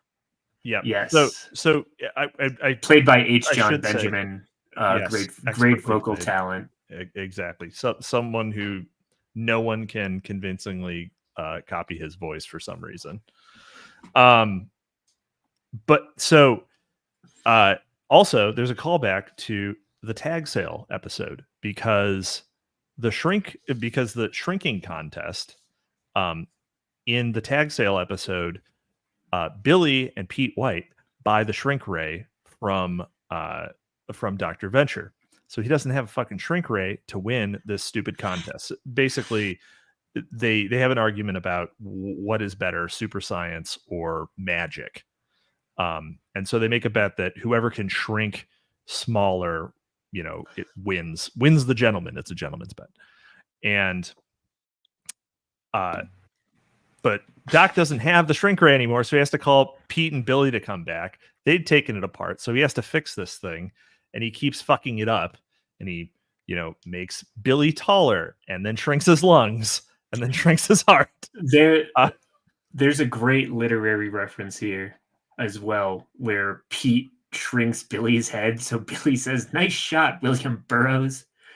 Yes. In a reference to William S. Burroughs, who wrote Naked Lunch. It's a fantastic book, but he also accidentally murdered his second wife.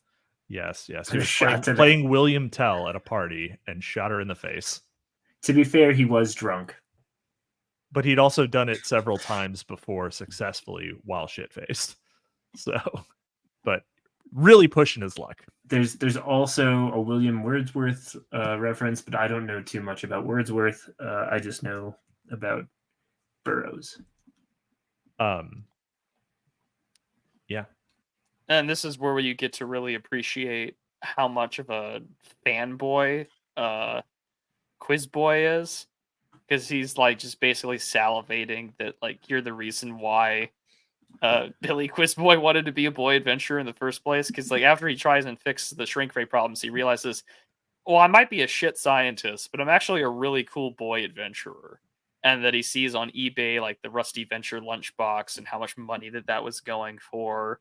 And again, I think this is it is fun because like again, you get to see a lot more of the Billy and Pete dynamic, while at the same time we get to learn more and more about Rusty's traumatizing childhood, whether he's killing men with a house key or trying to take the shot on the Action Man's shoulders. We also see him riding a pterodactyl or a petrodactyl or whatever on the lunchbox that he bought from eBay.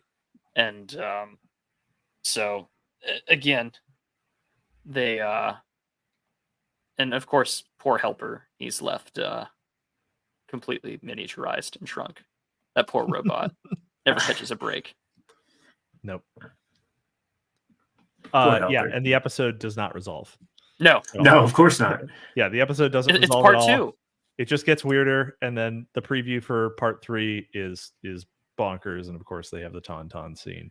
And there's 2 Brocks. There's 2 Brocks. Yeah. There's Caligula and Edgar Allan Poe, who is the subject of the Tauntaun scene. Yeah, it's a great one. It's pretty good. Yeah. So for me, I went for season 2. I had picked Powerless in the Face of Death and Love Bites, and I feel like everyone can appreciate Powerless in the Face of Death because that is the very first episode of season 2. So this is right after the boys are dead and Rusty is out and about, kind of going on this spirit journey. Everyone's kind of mourning. And of course, the little intro, the musical intro for the Venture Brothers, it is totally played for straight. Like there's no reference to Hank and Dean. Like the Venture Brothers are now Jonas Jr. and Rusty Venture. Like there was no reference to the boys at all. And I was listening to the director's commentary for it, and they're like, "Yeah, I kind of wish we just fucking killed the boys." And this was like the Brock and Rusty show. At least for a season, Yeah, I didn't want to bring him back, and, and then Amber was just like, "Yeah, you would have made a lot of fucking money, now wouldn't you?" So I mean, this is the episode where again the boys never die joke is way more entertaining than the actual side story about the monarch trying to break out of prison.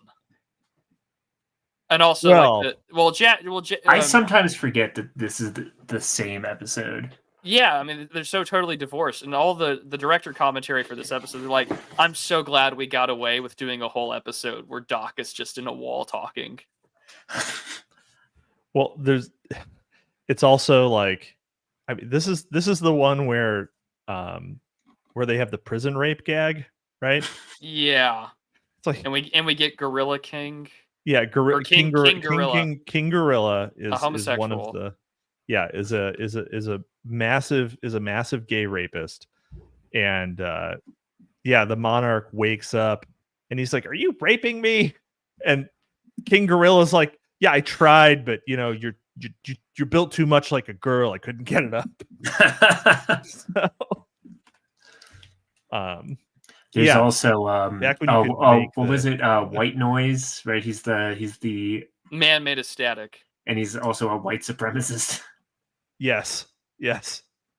There aren't going to be any. This isn't going to be a mixed race breakout team, is it? That's right. Willing to work with an actual gorilla. Yeah, willing to work with an actual gorilla, but the Mexican guy is a hard no for a man made of static. And of course, like, this is a prison full of like actual hardened criminals or people that have actually done shit. And the monarch is just like, well, what the hell is this? Like, you people are insane. I'm here to get out and to like harass Rusty Venture. I'm not in it because I'm a hardened criminal. I've been framed by the Phantom Limb for all this bullshit. And he's like lamenting the fact that all these guys are letting him hang out to dry, as his like prison escape outfit is made out of paper mache, some metal wiring, the license plates that you make in prison, and extra jumpsuits. There's also a great reference, arts and crafts. There's also a great reference to Calendar Man, who is like one of the D tier Batman villains in Mr. Monday. Mr. Monday, it will be Monday-tastic. I mean, I don't know. I just any time that you bring up one of like you go really deep into one of these comic references, I just I get to say, hey, I know that. It's fun, and you do that all the time in this show. Yeah. If you were any sort of nerd and you had no friends like I did or I was, then this show was for you. Rip Kid Hudson. Yeah. Poor Kid Hudson. We also have to talk about the beginning. Just plays an absolute banger track where Rusty's on his self-discovery adventure. As well as a good bit, he meets a woman named Sky. He tells Brock that they're gonna have a child. I was always hopeful goes to like a rave. Yeah. I was always hopeful that would come back, that there would be another little venture running around. Unfortunately not. That's the thing about this show too, is that you don't know what is going to get brought up later and what is just going to be thrown away forever. Yeah. So for the art book, they had made it a rule that they don't write their premieres first. So this actually came an episode or two under our belt, because we haven't written in a year and a half. So in our writing schedule synced, we knew a lot of what we were going to do with the premiere because we had written a few before we were in the groove. Doc Hammer says the boys were always coming back as clones, and we're always coming back despite their director commentary. They're like, I wish we got rid of the boys.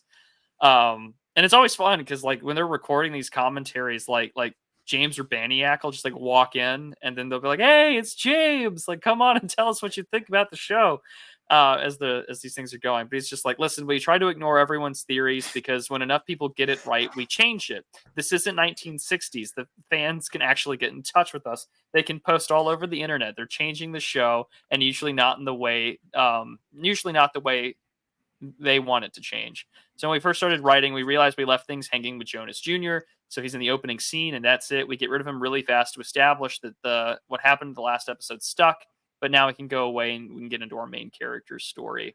And yeah, I thought it was really fun to watch, because also they made that song, the one where he's like out and about and these like weird montages of trying to get away, and they have a fun phone call in the director's commentary where they're like, "Hey, you might need to change the song," and they're like, "Why would we change the song for copyright concerns? We made the damn thing."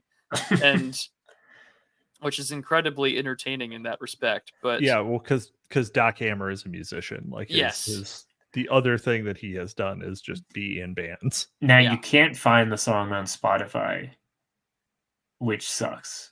Did they not release a Venture Brothers soundtrack? They've literally so it'll be on for like every couple of months, and then it'll be off of Spotify. I have it grayed out on my playlist. Oh my god! So why don't you just download it and burn it to a CD like it's 2000? I'm not going to dignify that with a response. Anyway, there's also a great sequence where the boys' deaths are played up. I figured we should just go through our favorite ones. Obviously, the best one is the gas leak. The silent killer. Hold on, sorry, real quick. You can buy the complete hard copy of the soundtrack in 2 volumes for $10 a volume on Bandcamp. You can just own it. Huh. From J.G. Thirlwell. The guy yeah, but I want to listen to it on my Spotify. I pay for Spotify. But it doesn't have the thing you want on it. Yeah, but I already pay for it. But that's like saying I pay for, gas service at my house, but I still can't listen to this thing.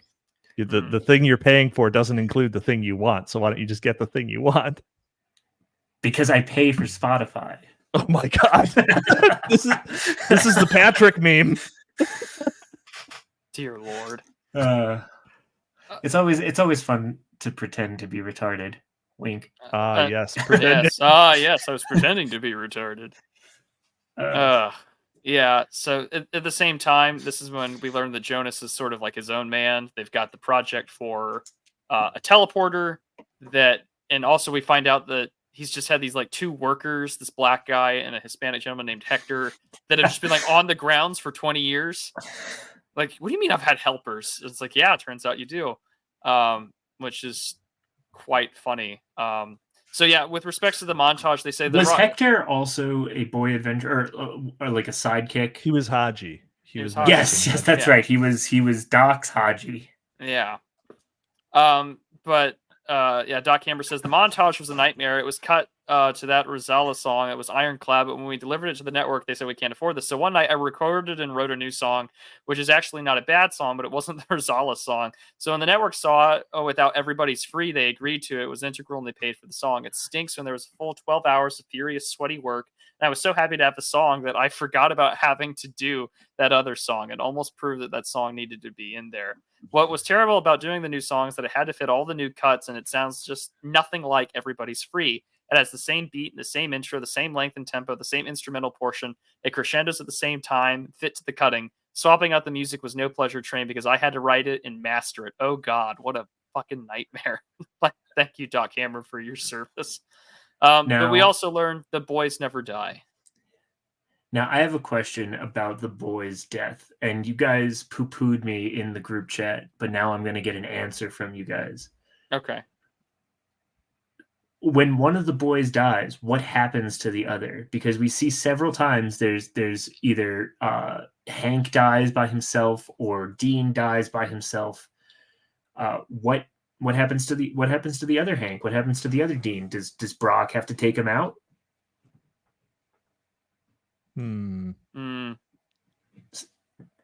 So Maybe we're put just them not. maybe they put him to sleep. I like to think that It they doesn't. just wait for him to go to sleep and then they do it. Oh, Or more humorously, I feel like they have like their own dart gun where they just like shoot him while he's not looking. so okay. Look at the rabbits, Hank. In one episode, Brock. So in Ice Station Impossible, actually, Hank gets the Goliath serum. Okay, like the Goliath serum gets on Hank, and they think he's going to explode.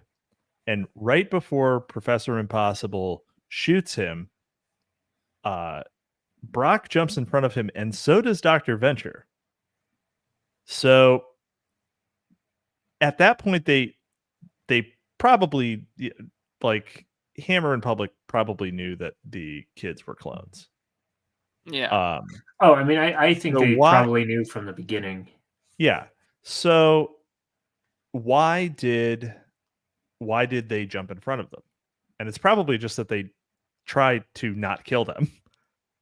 However, in that same exact episode, Hank says, I don't want to explode. I don't want to be a bomb.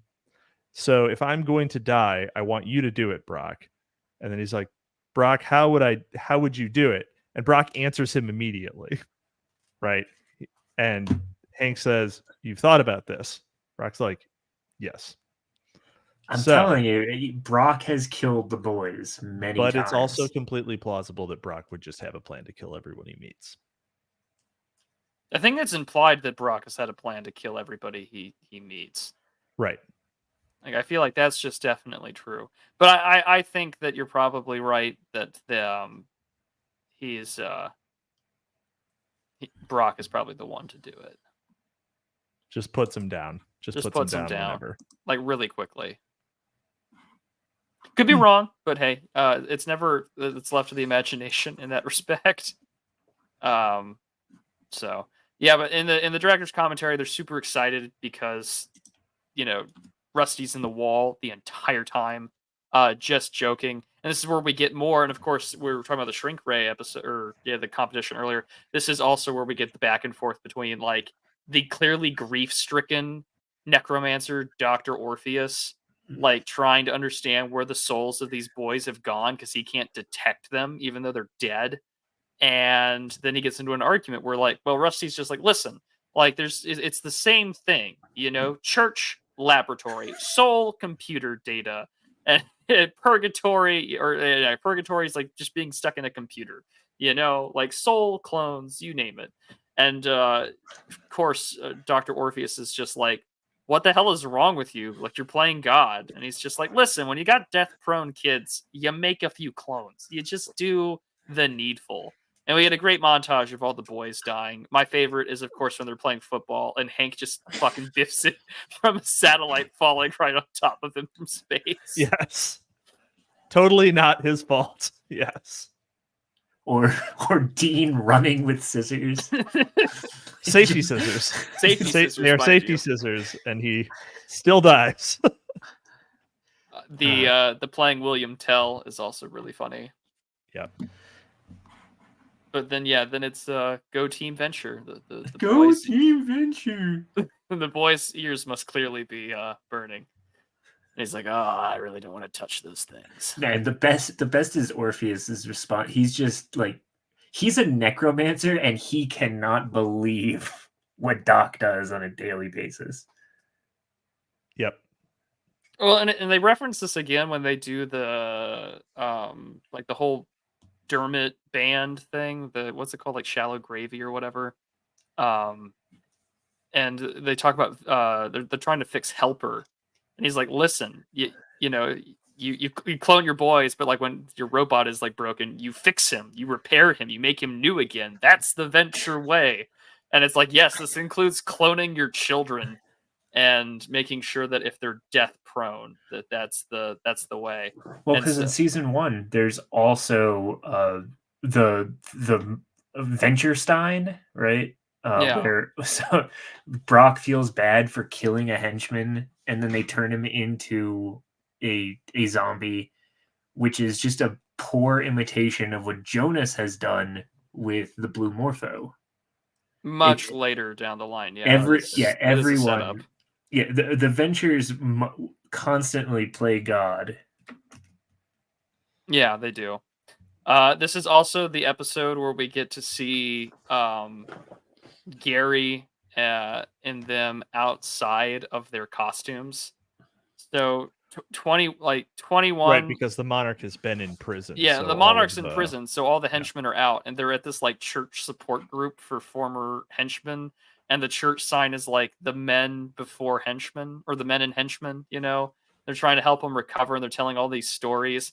And of course, Gary is just a huge fucking comic book geek, the stereotypical South Park fat nerd, whereas 24 is just like kind of a relatively put together normal guy who's in his like mid to late 30s with a receding hairline, and he's just got a huge unibrow. And unironically, I kind of just like how these two characters interact in person, because like he just hugs him, and then like 24 is like, yeah, I guess I'll tap your back real quick. no touching. Yeah. The best is he's supposed to be Ray Romano, and he just looks just like Ray Romano. Exactly. Like Except Ray white. Romano. It's just Isn't the white Ray Ray Romano Romano. Italian? It's just the white Ray Romano. Yeah, this episode really brings 20. There's actually there's a deleted scene of that when they meet in out of costume, because 21 was kidnapped when he was 15 by the henchmen. So he was out of the house for like 10 years or something. So he was like, it took like 6 weeks to convince my mom I was really back. and 24 is like, what was it? Is that where they reference his girlfriend marrying his dad? 24 was like, my mom died and my dad remarried my ex-wife. It was absolutely I think that's kind of a Bill and Ted reference as well, because in the sequel to Bill and Ted's Most Excellent Adventure, the Most Bogus Adventure, though the stepmom from so I think it's Bill's stepmom was like in there like 2 grades ahead of them. She's then Ted's stepmom in the sequel. Amazing. Oh, geez. There you go. Yeah, I like how those two characters interact, and I still like their sort of duo. It does suck to know that duo dies, at least corporeally speaking, but it is pretty good. I quite enjoy it. Well, and obviously we're going to get into this in subsequent review episodes, but ultimately, like, I agree, it was like, are they going to bring this guy back? I think it's good that they didn't, because they made death matter. And you know, the way that 21, that's like the only Gary, death in this show that matters. Let me think. I know there are other deaths, but I mean, like, because I mean, Gary does not become the character that he does unless 24 dies. Yes. And so really, Jonas Jr. also mattered. 2-ton 21. Yeah, 2-ton 21, right? Yeah, Jonas Jr.'s death also matters, but also, out of all the characters that I like the most, this is like the death that I think does matter the most, is like rising action for a character becoming something. Yeah, Jackson Public writes in the art book, this episode really brings 24 solidly into the picture, and that was all Doc's doing. It was one of the smarter additions to the show, making these guys characters. It was dawning on us that no character is ever a side character. There's always a story to be told, which has always been feeding us season after season. Sometimes we've gone too deep into our characters that we should have never bothered with, but if you're going to have 2 henchmen hanging around at all times, yeah, it's time to give them personalities, which is totally true. I mean, like, those guys are great. And I mean, I think, I don't know if it was in this episode, but in the Go Team Venture book, they also, the phrase that they return to a few times is foregrounding the background, which is a way that this show really builds its world. in a way that, you know, I was thinking about this, and this is going to be another fucking cringe Star Wars reference, but that I remember when I was growing up, and I was like, I read Tales from the Mos Eisley Cantina, Yeah. which is a short story collection, and it's just like, it's the pulpiest pulp, right? But it's a story for every single one of the background characters in the first Star Wars movie, in the bar scene. So every single character, there's this quick montage when Luke and Obi-Wan Kenobi walk in, and you just see all these like crazy characters, you know, all these Muppets and all these people wearing weird shit. And the book is just, it's like 15 stories. Yeah. And that was one of the, that was one of the things that, like, when I was a kid, really got me into Star Wars, because it helped flesh out the idea that there is this like massive, expanded universe, right? That there's this living sort of thing out there. So, and they, Hammer and Public, did that in the primary media, right? The primary, obviously, there's never going to be canonical fan fiction for Venture Brothers, but in the primary media, they did that, and they made elaborate references to things that appeared to be throwaways in prior episodes, and they gave these people who you would have thought would be interchangeable full fleshed out storylines and character arcs. So also the thing I remember, I think somebody made a tweet the other day that was really good. It's like, George Lucas didn't set out to make Star Wars. He was making Buck Rogers meets all these serials meets World War II, right? Right. Whereas modern Star Wars is like, oh, we're just going to keep aping the same thing over and over again. Venture Brothers is like that too. They're not out to make Johnny Quest. They're out to make Johnny Quest, Marvel's Avengers, Star Wars meets like this bureaucracy thing. There's a you have in this is a good note for anybody who's inclined to writing out there, like myself and Cap and Prude, like to think of ourselves as writers. If you're going to create something, really dig deep into your vast bag of references and things that you like to create something new, because there's nothing new under the sun. You know, everything is a parody or a homage to something else. Yeah. Yep. Oh, all right, fine. No, Fine. Well, and yes, they do also say in this elsewhere that they would just, they were looking for inspiration of some things, and they decided, you know what, we don't need to like get inspiration. We can just wear our influences on our sleeves. Like the whole Venture compound, which is, the background that we're using here, is a direct copy of a building that they found. They were like, we're really wanting to go with this aesthetic, and they're like, well, we could just copy this fucking building. So they copied the building. So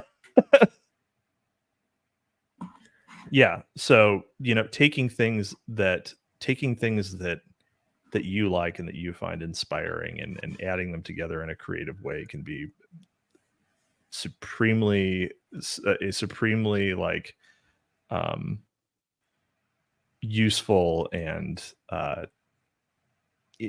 in fact, I would say it's fair to say original creation, like the Venture Brothers. Cap, I really hope that your next one is one of the two that I'm choosing between. Okay, well, list them out. Well, my next one is Assassin Annie 911. Damn. Okay, what's the other one? No. I already did mine. Mine is neither. Mine is neither of those. Okay. Well, all right. Hudson. Cap. No, Cap. You go. Okay. Yeah. Okay. Assassin Annie 911. Assassin Annie 911 is, I guess, broadcast as the third episode of this season, but it was actually episode 7 of the season in production. Is this the one where we meet Colonel Hunter Gathers? Yes, it is. Oh, yes. Okay. There's so much to unpack about him. The first thing I want to say about this episode is in the commentary of this episode. If you're gonna listen to the commentary of any single episode, listen to the commentary on this episode, because Hammer and Public are so checked out on talking about the episode that they start just riffing on stuff. So they're actually working, they're creating things, and they live invent Holy Diver, who is a character they actually use in a subsequent season. So they're riffing on each other. They describe his outfit, everything. They end up actually using a character that they made up on the spot during their commentary. So and they were creating Tick like the Tick like characters, because all the Tick is all puns, right? When they're alums of the show, or Public is. Well, that and Public, I think, worked as a storyboard artist for Correct. the Tick. So Correct. A lot of close ties there. Plus Patrick Warburton. Yep, they were. Yeah. Oh God, the show would be so different without that connection. Okay, so this is the first appearance of Hunter Gathers. Brock leaves. So Assassin Annie 911 is a reference to Molotov. So and kind of Brock. I'm not sure who it's supposed to refer to. But Brock has an OSI mission, so he has to leave. Molotov Cocktease is hired using a plane load of American blue jeans, because she's a Russian, to guard the Venture family while Brock is away. This is really a Brock episode. Yeah. So this is where Brock gets super foregrounded. So Brock goes on this mission, and he starts and he receives orders to kill his mentor, Colonel Hunter Gathers. And Colonel Hunter, we start getting a bunch of flashbacks that give you background on Brock's relationship, both with Molotov and with, and most importantly, Hunter Gathers. So Hunter is Hunter S. Thompson mixed with Nick Fury, because it's perfect. And it's absolutely perfect. He's also a reference to General MacArthur, Cap. Well, but the corncob pipe, a little bit, and he smokes cigarettes, by the way.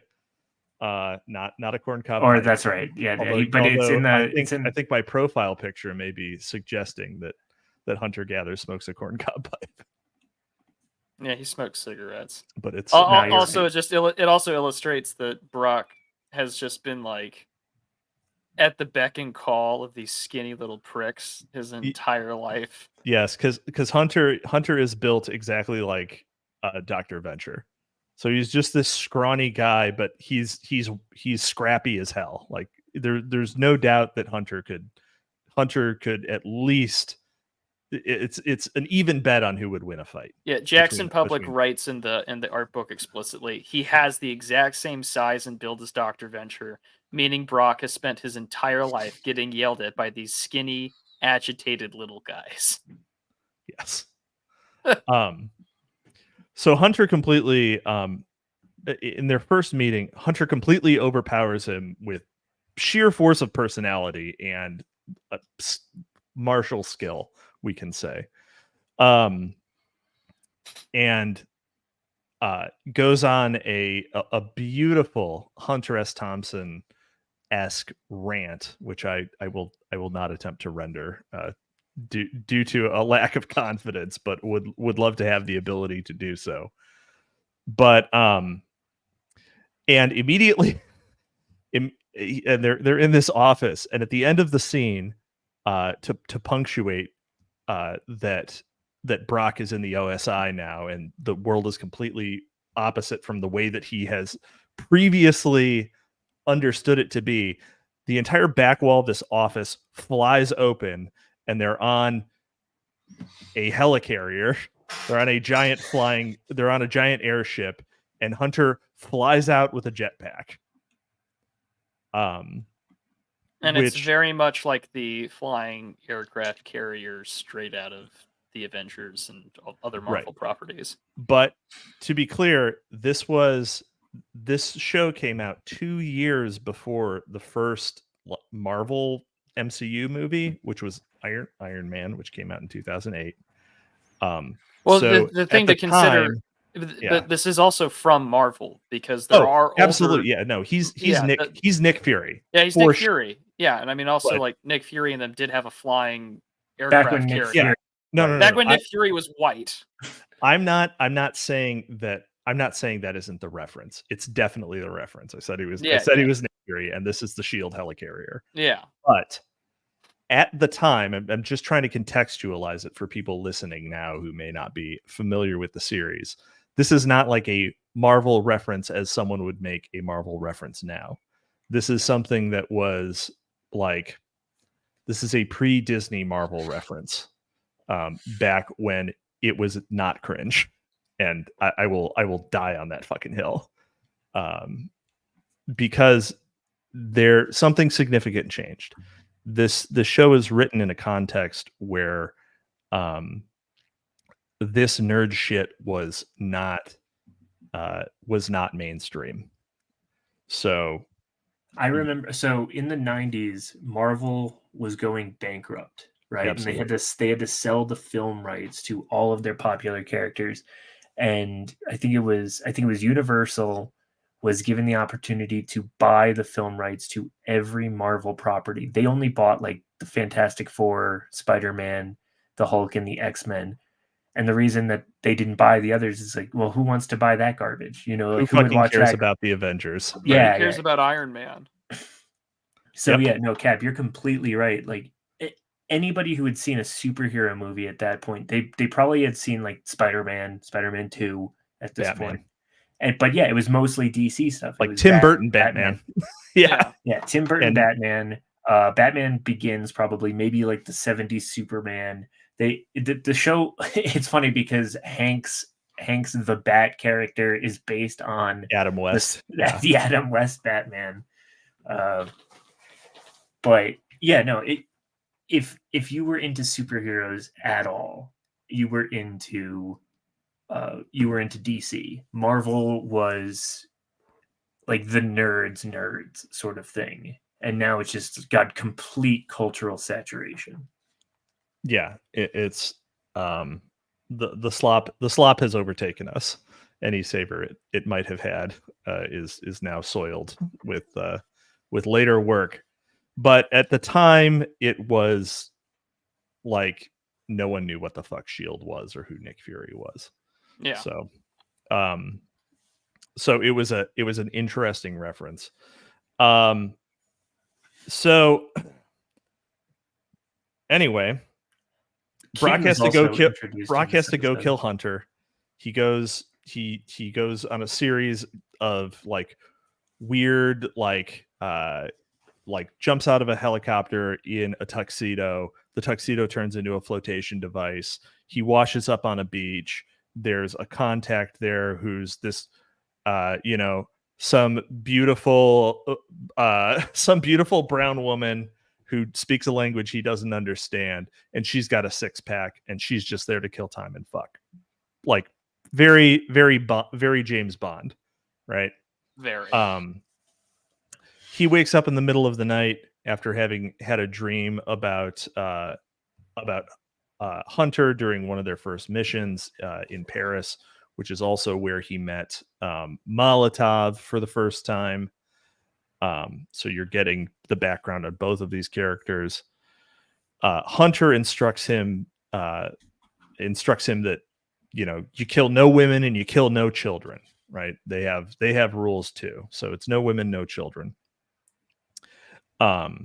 He then remembers his fight with Molotov, and he is like, they are trying to kill each other, but they are also super turned on by each other. And it's 100% mutual, but she stabs him in the back with the heels, with her heels. She's got some spy shit. And then pulls out 2 sais and stabs him onto a bed before lighting the room on fire mid backflip. And he's just like, fucking incredible.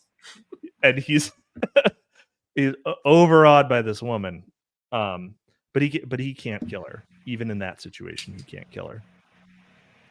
So he wakes up from this reminisce, and the woman next to him is unconscious and has something written on her stomach, which I don't recall. But he interprets it as she is dead, or it's like, "Don't follow me, Hunter," or something like that. And he interprets it that Hunter has killed this woman. He's like, "So you have turned." Right. So he was wondering why he was having to kill Hunter. So he goes further into the jungle, and he comes upon this makeshift surgical hut, and which is a total like riff off of Apocalypse Now. Oh yeah. I mean, it's like you basically get the Doors reference and everything as well. Yes. And there's another Doors reference in this episode too, when Hank ends up Hank develops a crush on Molotov, and actually it sort of starts the trend for the rest of like the series that he's got a thing for athletic women. Yeah. I mean, he just, I mean, Hank was always more of the jock of the two. But he's modeling himself on Brock, not on his father. Yes. So I just like that Kim is introduced in this episode, and she refers to Hank as the Scooby-Doo kid. Yes. Let's see. Kim, who is Triana Orpheus, Dr. Orpheus's daughter's cyber goth friend. Whatever that means. You don't know what a cyber goth is? I don't want to know. Okay. Well, you're missing out, but okay. Google it and look at their excellent raving skills. Yeah. But also Brock kept her eye. Oh yes, Brock kept. Yeah, Molotov is missing one eye, and Brock kept it in a jar by his bed. And the art book is great, where he's like, "Yeah, Brock kept her eye. We still don't know how and when he took it. I had come up with a scene, and then Kill Bill came out where she does the exact same thing, where she snatches the eye out of her head in the middle of the site, and he's like, well, now I can't do it." Yep. Which also tells you how fucking long this show has been around. Going, yeah. Right. If Kill Bill Bill came out during its run. Yeah. So that's where we say we're hunter gatherers. Yes. So Brock enters this makeshift surgical area, and there's this, I don't know, like Norwegian. He's got a crazy fucking accent. This Norwegian surgeon. He pulls back the sheet on Hunter, and Hunter's got a big fucking pair of bolt-ons. And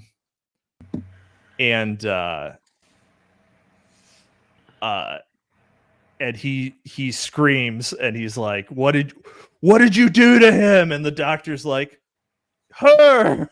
He's like, he was like a father to me. He is like a mother to you. And he starts slapping him, and the doctor's like, your mother, your father, your mother, your father. And Brock is fucking losing it, and he realizes that he can't kill him because Hunter is now a woman. So quote unquote. Brock kind of loses the TQ question, but he does check to make sure the PUD is not there anymore. he checks, and he's like, I just had to make sure. So he would have killed him if it was attached. He still had a dick. Yep. So this episode aired in 2006. Yes. For context. This show was subversive. Oh, I'm sure. Well, you could make that argument for sure, absolutely, and I'm sure someone's gonna be like, "Well, this is subversive garbage." Yeah, but it's our subversive garbage. It's our subversive garbage, just like it's our great Satan every July 4th. But it's I can't because like I have the other episode I had picked out was Love Bites, and that one is just riddled with jokes about like gays, underage Oh, boys, absolutely. the gay gene, and you're like, what a trip back in time is this? And so because also at the same time, right, like Family Guy has a story about Quagmire's father where Quagmire's dad wants to be a woman. And he's like, well, your dad's a Navy man. Like, the joke is that his dad is gay. And so he calls his dad out. He's like, well, Dad, are you gay? And Quagmire's dad tells him, he's like, well, no, I believe that I'm a woman trapped in a man's body. And Quagmire's like, oh, just be gay, Dad. Like, Can't you just be gay? Can't you just be gay? Like, it's easier to accept that than it is the transgender question. Which of course that pays off excellent later for that show because eventually Brian sleeps with Quagmire's father/mother, which makes that all the more entertaining. But as for this episode, yeah, like Hunter S. Thompson / Nick Fury, Colonel Hunter Gathers, Yes, tries to become a woman. Yep, undergoes gender reassignment surgery. Yes, and but without the HRT. But without yes, and Hunter does show up later with the same amount of stubble and the same fucking voice. It is as a stripper. The stripper episode is fucking incredible. He's like, I've got a phony passport ready for you, but you are not gonna like looking for it.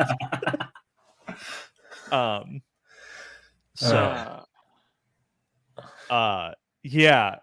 This is one of the best episodes of the early series.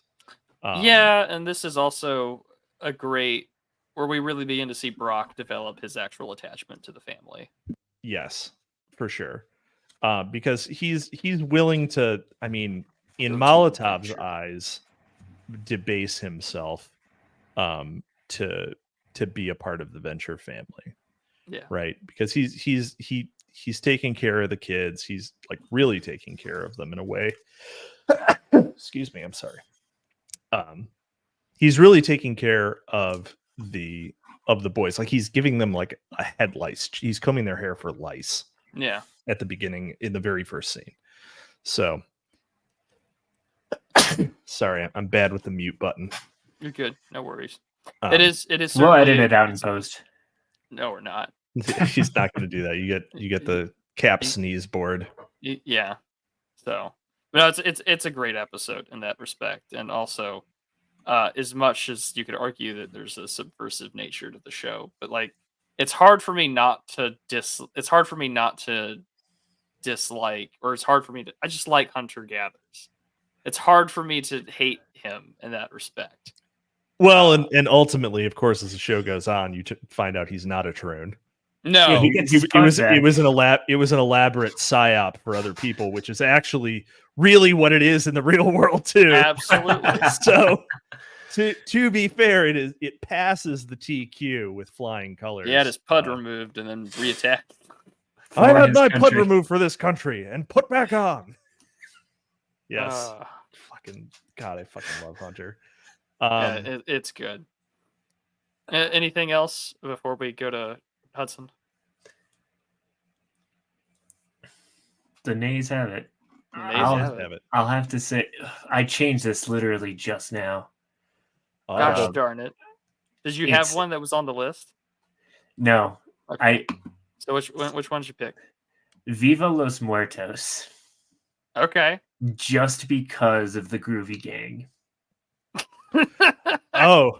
Because they had Scooby-Doo meets the Scum Manifesto. The Scum Manifesto, yes. You've got Valerie Solanas as Velma, which is not even the worst Velma on screen ever. You've got Ted Bundy as Fred Jones. Velma, by the way. You've got what's his name? The not BTK killer. What Son of Sam. Yes, Son of Sam is actually Shaggy, and Patty Hearst as Daphne, which is just it's one of my favorite references of anything ever. The episode is it's Brock, I mentioned this earlier. Brock kills a henchman and he feels bad for it. So Doc creates a sort of Frankenstein monster out of him. Meanwhile, 'Cause it's the henchman in the opening scene that he feels bad yes, about, which is a great callback because that's the same henchman that gets recruited by 21 in the episode. What's it called?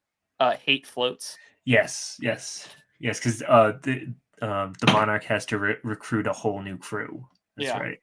So Ted Bundy is basically has kidnapped these people to go on fake adventures, and he believes that there's a mystery to be solved at the venture compound. The Groovy Gang ends up murdering the boy, or had murdered the boys 2 years previously, and Sonny seeing them still alive just completely it's a really I'm not doing this episode justice, but just for the Groovy Gang, it's one of my favorite episodes. I mean, the fact that they made a reference to Valerie Solanas is absolutely fucking unhinged. Like this whole group, I almost picked this because of Valerie Solanas. She had like a moment like a couple months ago on Twitter where people were talking about the Scum Manifesto. I was like, oh, you guys never heard of this? You guys don't watch the Venture Brothers? Yes. Well, and this episode also was not written by This by is the Public only or Hammer. episode written by an outsider, which is written by Ben Edlund, the creator of The Tick. So I almost feel like it's an honorary episode. Yeah, absolutely. I mean, he's obviously done a lot of Ben Edlund's done a lot of other things too, Yeah, of course. absolutely. You don't want to go back in your box again, do you? No. Yeah. Or Patty Hearst hasn't been home in 10 years. Yeah, it's like they've been on the road to see her parents for a decade. I smell a mystery. You smell a mystery too, don't you? Something, and then Val just reads off the Scum Manifesto, and he's like, "Neato, Val." In the future, men will be reduced to breeding. That's right. That's right. Yeah, I mean, I know we're short on time. So oh no, we can keep going. It's all right. I'm short on time. Oh well, there you go. That'll definitely speed things up. This is also the great ayahuasca scene where post-op Hunter gathers appears to Brock after killing a dolphin. It's just like, you work for the government. Yes, can't teach a hammer to lift nails. That dog don't hunt. So yes, Brock does ayahuasca with the Order of the Triad. With the Order of the Triad, which is Dr. Orpheus, Jackson Twilight, and the Alchemist, played by I forget his name. The guy who has the guy who voices Dana Snyder. Dana Snyder, that's right. The guy who voices Master Shake on Aqua Teen, and obviously a lot of other things. But that was when. Oh, that's a good pull. But that was where I became aware of him. Yeah. So, and he has this elaborate sequence where the fourth dimensional manifestation of Hunter Gathers speaks to him and says that he needs to not be thinking about this higher level shit because he is a living weapon. And his entire job is to close his third eye and kill. And that is the advice he needed. So that's actually the advice he needed. Property of the U.S. government, meaning you're property of the government. Meaning shut your third goddamn eye for a reason. Shut your goddamn third eye for a reason. No, I mean it's good for it's purely good for the Scooby-Doo parody alone, and I would agree with that wholeheartedly. The second episode I picked was Love Bites, just because we're making fun of Detroit, we're making fun of Michigan and the weird geography of the United States and the Venture Brothers world. Barrett Unterbite has his own like semi-autonomous country that's a part of like Michigan and part of Canada, and Yeah, it shares a border with Michigan and Canada. yeah, So sure. it's So yeah, somewhere in he's got there. It's part of both. his own territory, and we Called learned that Unterland. it's a Halloween costume party that they lost because Hank went as the Bat. Everyone else is done in elaborate Star Wars gear, and for some strange reason, Dean is dressed up as slave Princess Leia from Return of the Jedi, and they get shot down. They crash land in Unterland, and Baron Underbite takes a strange liking to Dean Venture, while Hank, Dr. Venture, and Brock are in prison. And we also get to learn what an absolute fucking coward sometimes like Doc Venture can be. Like Brock pulls out like a suicide tooth pill capsule, and like there are numerous points throughout this entire episode where he's like ready to just kill himself. Um, Yeah.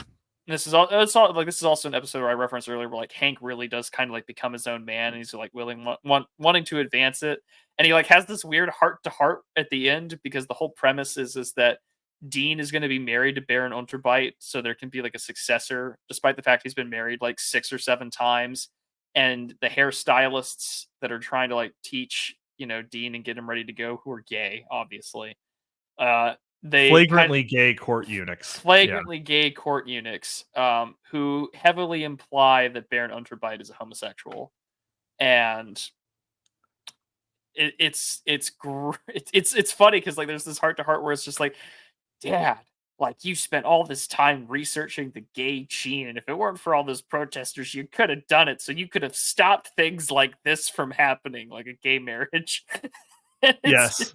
And at the same time, Brock and Doc are exposed to a underground resistance movement led by Cat Clops Cat Klops and and Girl Hitler. Hitler. And I like how they just went all out to make it Girl Hitler. And so let me go pull up the episode. Yeah, Love Bites. So this was the first episode Jackson Public wrote for season 2. And you can see me getting right to my maybe not quite right for the tone of the show anymore Marvel Comics bullshit out of his system, but at the same time, Hank is the Bat. And this is the first time I'm taking cues from Doc on Hank's inner crazy trial of the Monarch. And I'm trying my take on this idea where Hank is in a moment of action, thinking that he's so gung ho and that he's the Batman and that he has crazy strength. And also, we get a reference to him having retard strength. Yep. That's a phrase that gets used, and I'm quite found with that. There's also the great scene where Brock attacks a henchman, and he like feels a lump in the dude's testicles, and he's like, Oh yes. I'm Hey, so sorry. I found a lump. I'm so sorry. Yeah, And he's like, I must go be with my wife. yeah. Like, yeah. So yeah, He just walks away. He just lets the guy go, and the guy walks away. So Public says I would never write this episode now, but I wanted to show Underland as this horrible place where on the other side everything is green and everything in Underland is rotten and volcanic. I cut an opening scene that was a Fahrenheit 451 homage where a starving family are digging in a barren backyard and a little girl finds a doll, and immediately an Unterland police team comes in, confiscates it, and burn it. There's no joy. But it didn't end up in there. But yeah, like it's definitely a broader, cartoonier premise where he mistakes Dean for a girl and wants to marry him, which is like sort of a classic trope, I think, in a lot of respects to like Bugs Bunny and all the countless women, or like male characters dressed as women type deal, which is happens quite often. But like later the court eunuchs kind of find out. I don't know. No, they don't even find out what he is. No, they do. They do, yeah, they do. And like the gay guy is just like, honey, I'm from Detroit. And it's just like so of course, like Brock tries to make the underground resistance movement actually something better than basically childhood pranks for fun. And he's like, no, why don't you just seriously take over this guy? And of course, what actually ends the episode is the fact that gay marriage is illegal. And they're like, we're pretty sure this boy is underage, but that might be legal. So yes, yeah, I'm not sure. I'm not sure on child marriage. but we gay got you marriage, on the one thing. yeah, so gay marriage is illegal, and Baron Unterbite is taken away, and they elect Girl Hitler. I like this one How because it's progressive. how progressive, yeah, like, like, "We elected a new president. Wow, a girl president. How progressive. And she's a Hitler. Things are really moving up here in Underland." Yes. Yes, direct quote. And she's a Hitler. And she's a Hitler. And, like, they actually go all out, and they don't and she's just girl Hitler. Like, she's got the mustache and everything. Like, she looks like Edna Mode from The Incredibles, just with a With a Hitler Hitler face. mustache. Yeah. Instead of Ayn Rand, it's Hitler. Yep. And it's a lot of fun in that respect because you're just like, well, this is the show. This is where we're going. And obviously, this episode would not be written in the later seasons, but for a show, for an episode that comes out But in it's fucking in there. it's in there, and for an episode that came out on August 20th, 2006, to make, shitty Star Wars jokes built on top of gay gene, gay marriage, it's illegal, and girl Hitler is the ultimate progressive result. Child marriage And and child girl marriage. Hitler is the And ultimate. It is based world. It's the I wouldn't go that far, but I mean, it's no, this is a comedy that can exist in based world. yeah. Is what I mean. This one episode. The thing about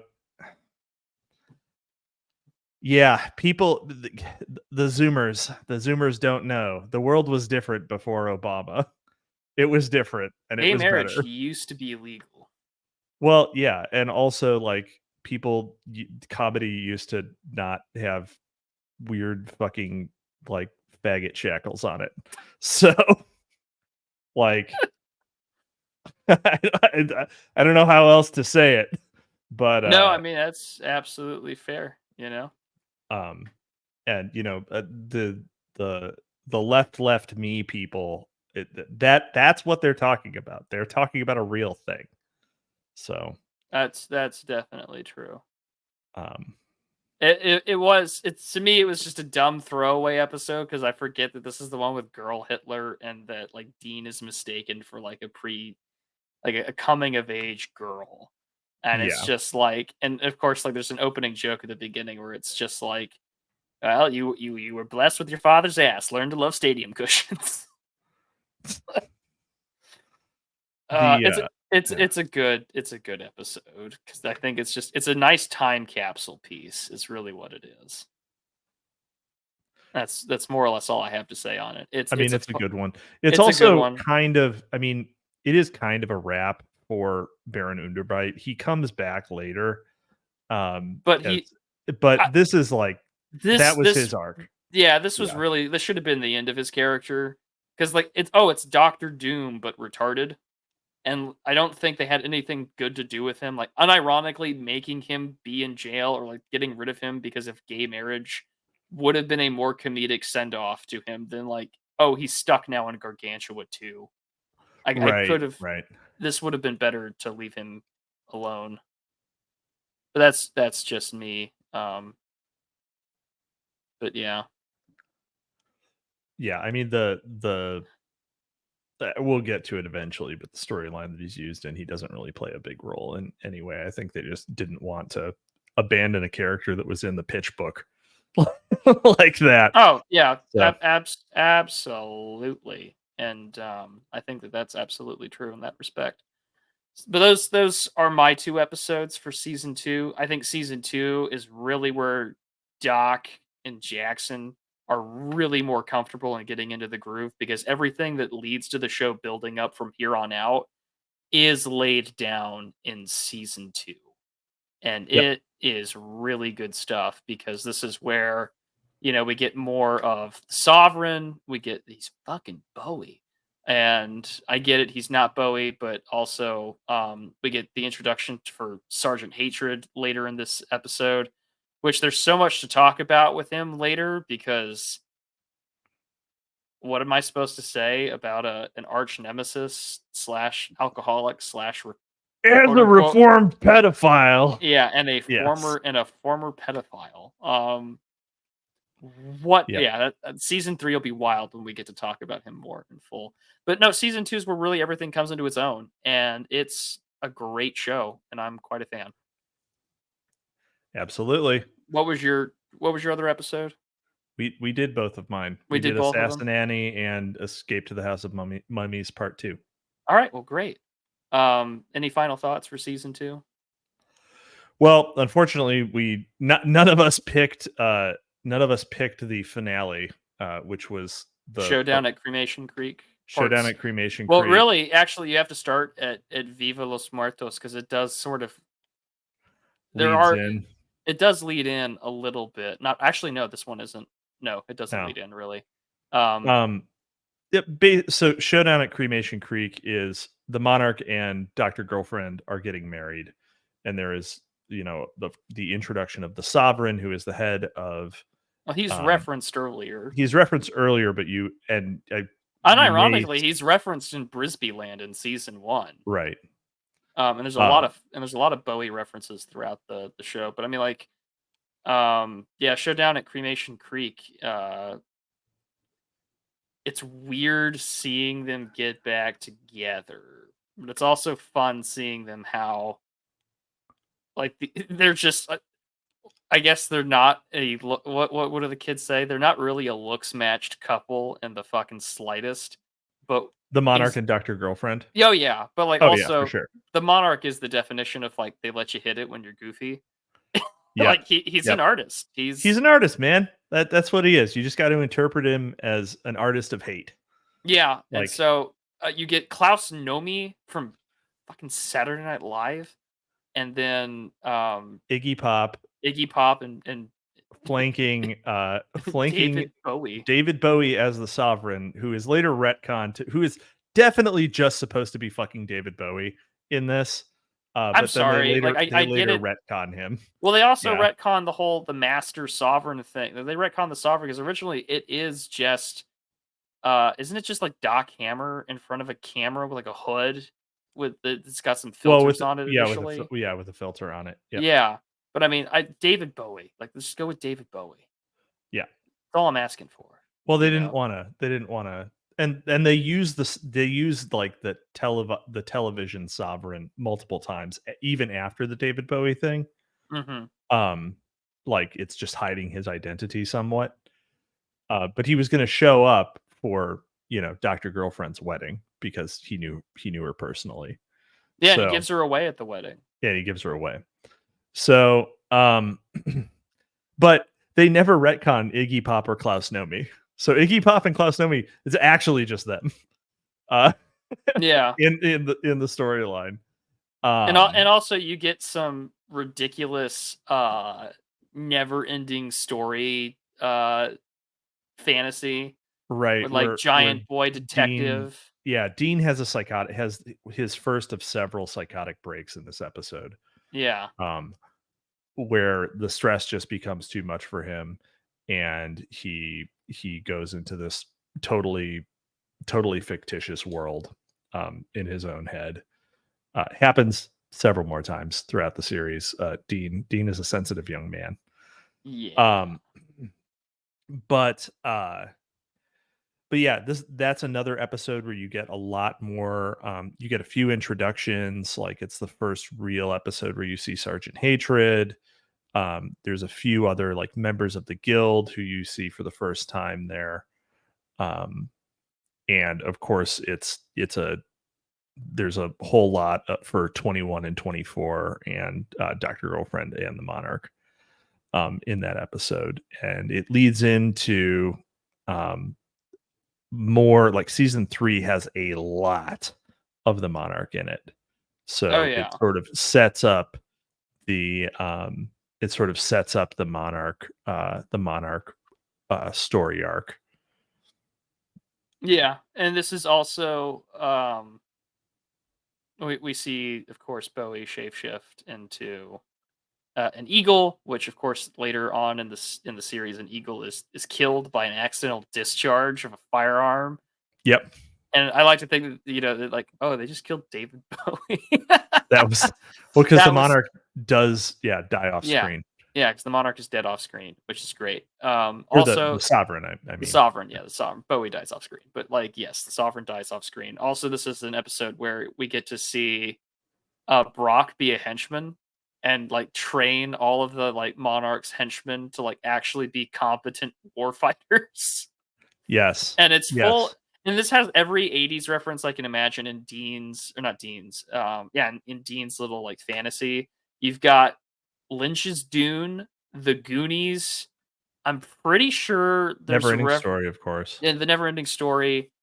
I'm trying to think of what else, but like there's just a little bit of everything in there. It's insane. Yeah, all those children's adventure movies just get mashed up into his hallucination. Yeah, so it's just all there. And then of course, you know, Brock and the henchmen are together. This is also the first time where like 21 and the hench and Brock kind of work together. And this is still not yet when uh Gary goes, or 21 undergoes his like transformation. Right. Yeah, it's the second hint that maybe he has some ability. The first being when he brought back Dr. Girlfriend to Yeah. help the monarch and reunite them. But yeah, the season ends with them being married, the cocoon being destroyed from an attempted coup within the guild, and yeah, Oh, and that sets us up for this is when we find out Dr. Girlfriend's name is Sheila. yeah. Okay, Sheila, you can do this. You could do, yeah. That's right. That's right. Because Yeah. there are flashbacks where she's named in season 3, but this is where you hear her name for the first Yeah, time. she's psyching herself up to get married. Sheila being a slang allegedly in Australia for a troon. Really? So, yes. That's even better. Yep. Yep. Although she is supposedly not in the series. So. No. Well, no, Sheila's it's seen for a young woman. It's like saying broad, right? Yeah. Is it? No. Yeah, I don't think it means Well, that's tranny. what It's that's just what my it's like Australians say. oh, it's like saying it's like broad, right? I, Anyways, the Australians in the comments can tell us because I do have a small yeah, tell me Australian if it's audience. true. Tell me if I've been misled. Maybe So, this is something only the people from Perth say. who knows? But I think we'll wrap it up there. This will be out later this week. We recorded on the 14th. I'm going to be out of town for a work conference, so I'm going to have this up as content. And if you enjoyed this, great. If you didn't enjoy it, fuck you. I'm still going to talk about it anyway, and we're going to finish the entire series whether you like it or not. Hell yeah. All right. Well, we'll see you all next time. Mr. Hudson's and Capitalissimo's links, as well as Tuki's sidebar, will be down below in the description when I upload this. I hope that you all have a great week, and I'll see you all next time. Go Team Venture. Go Team Venture.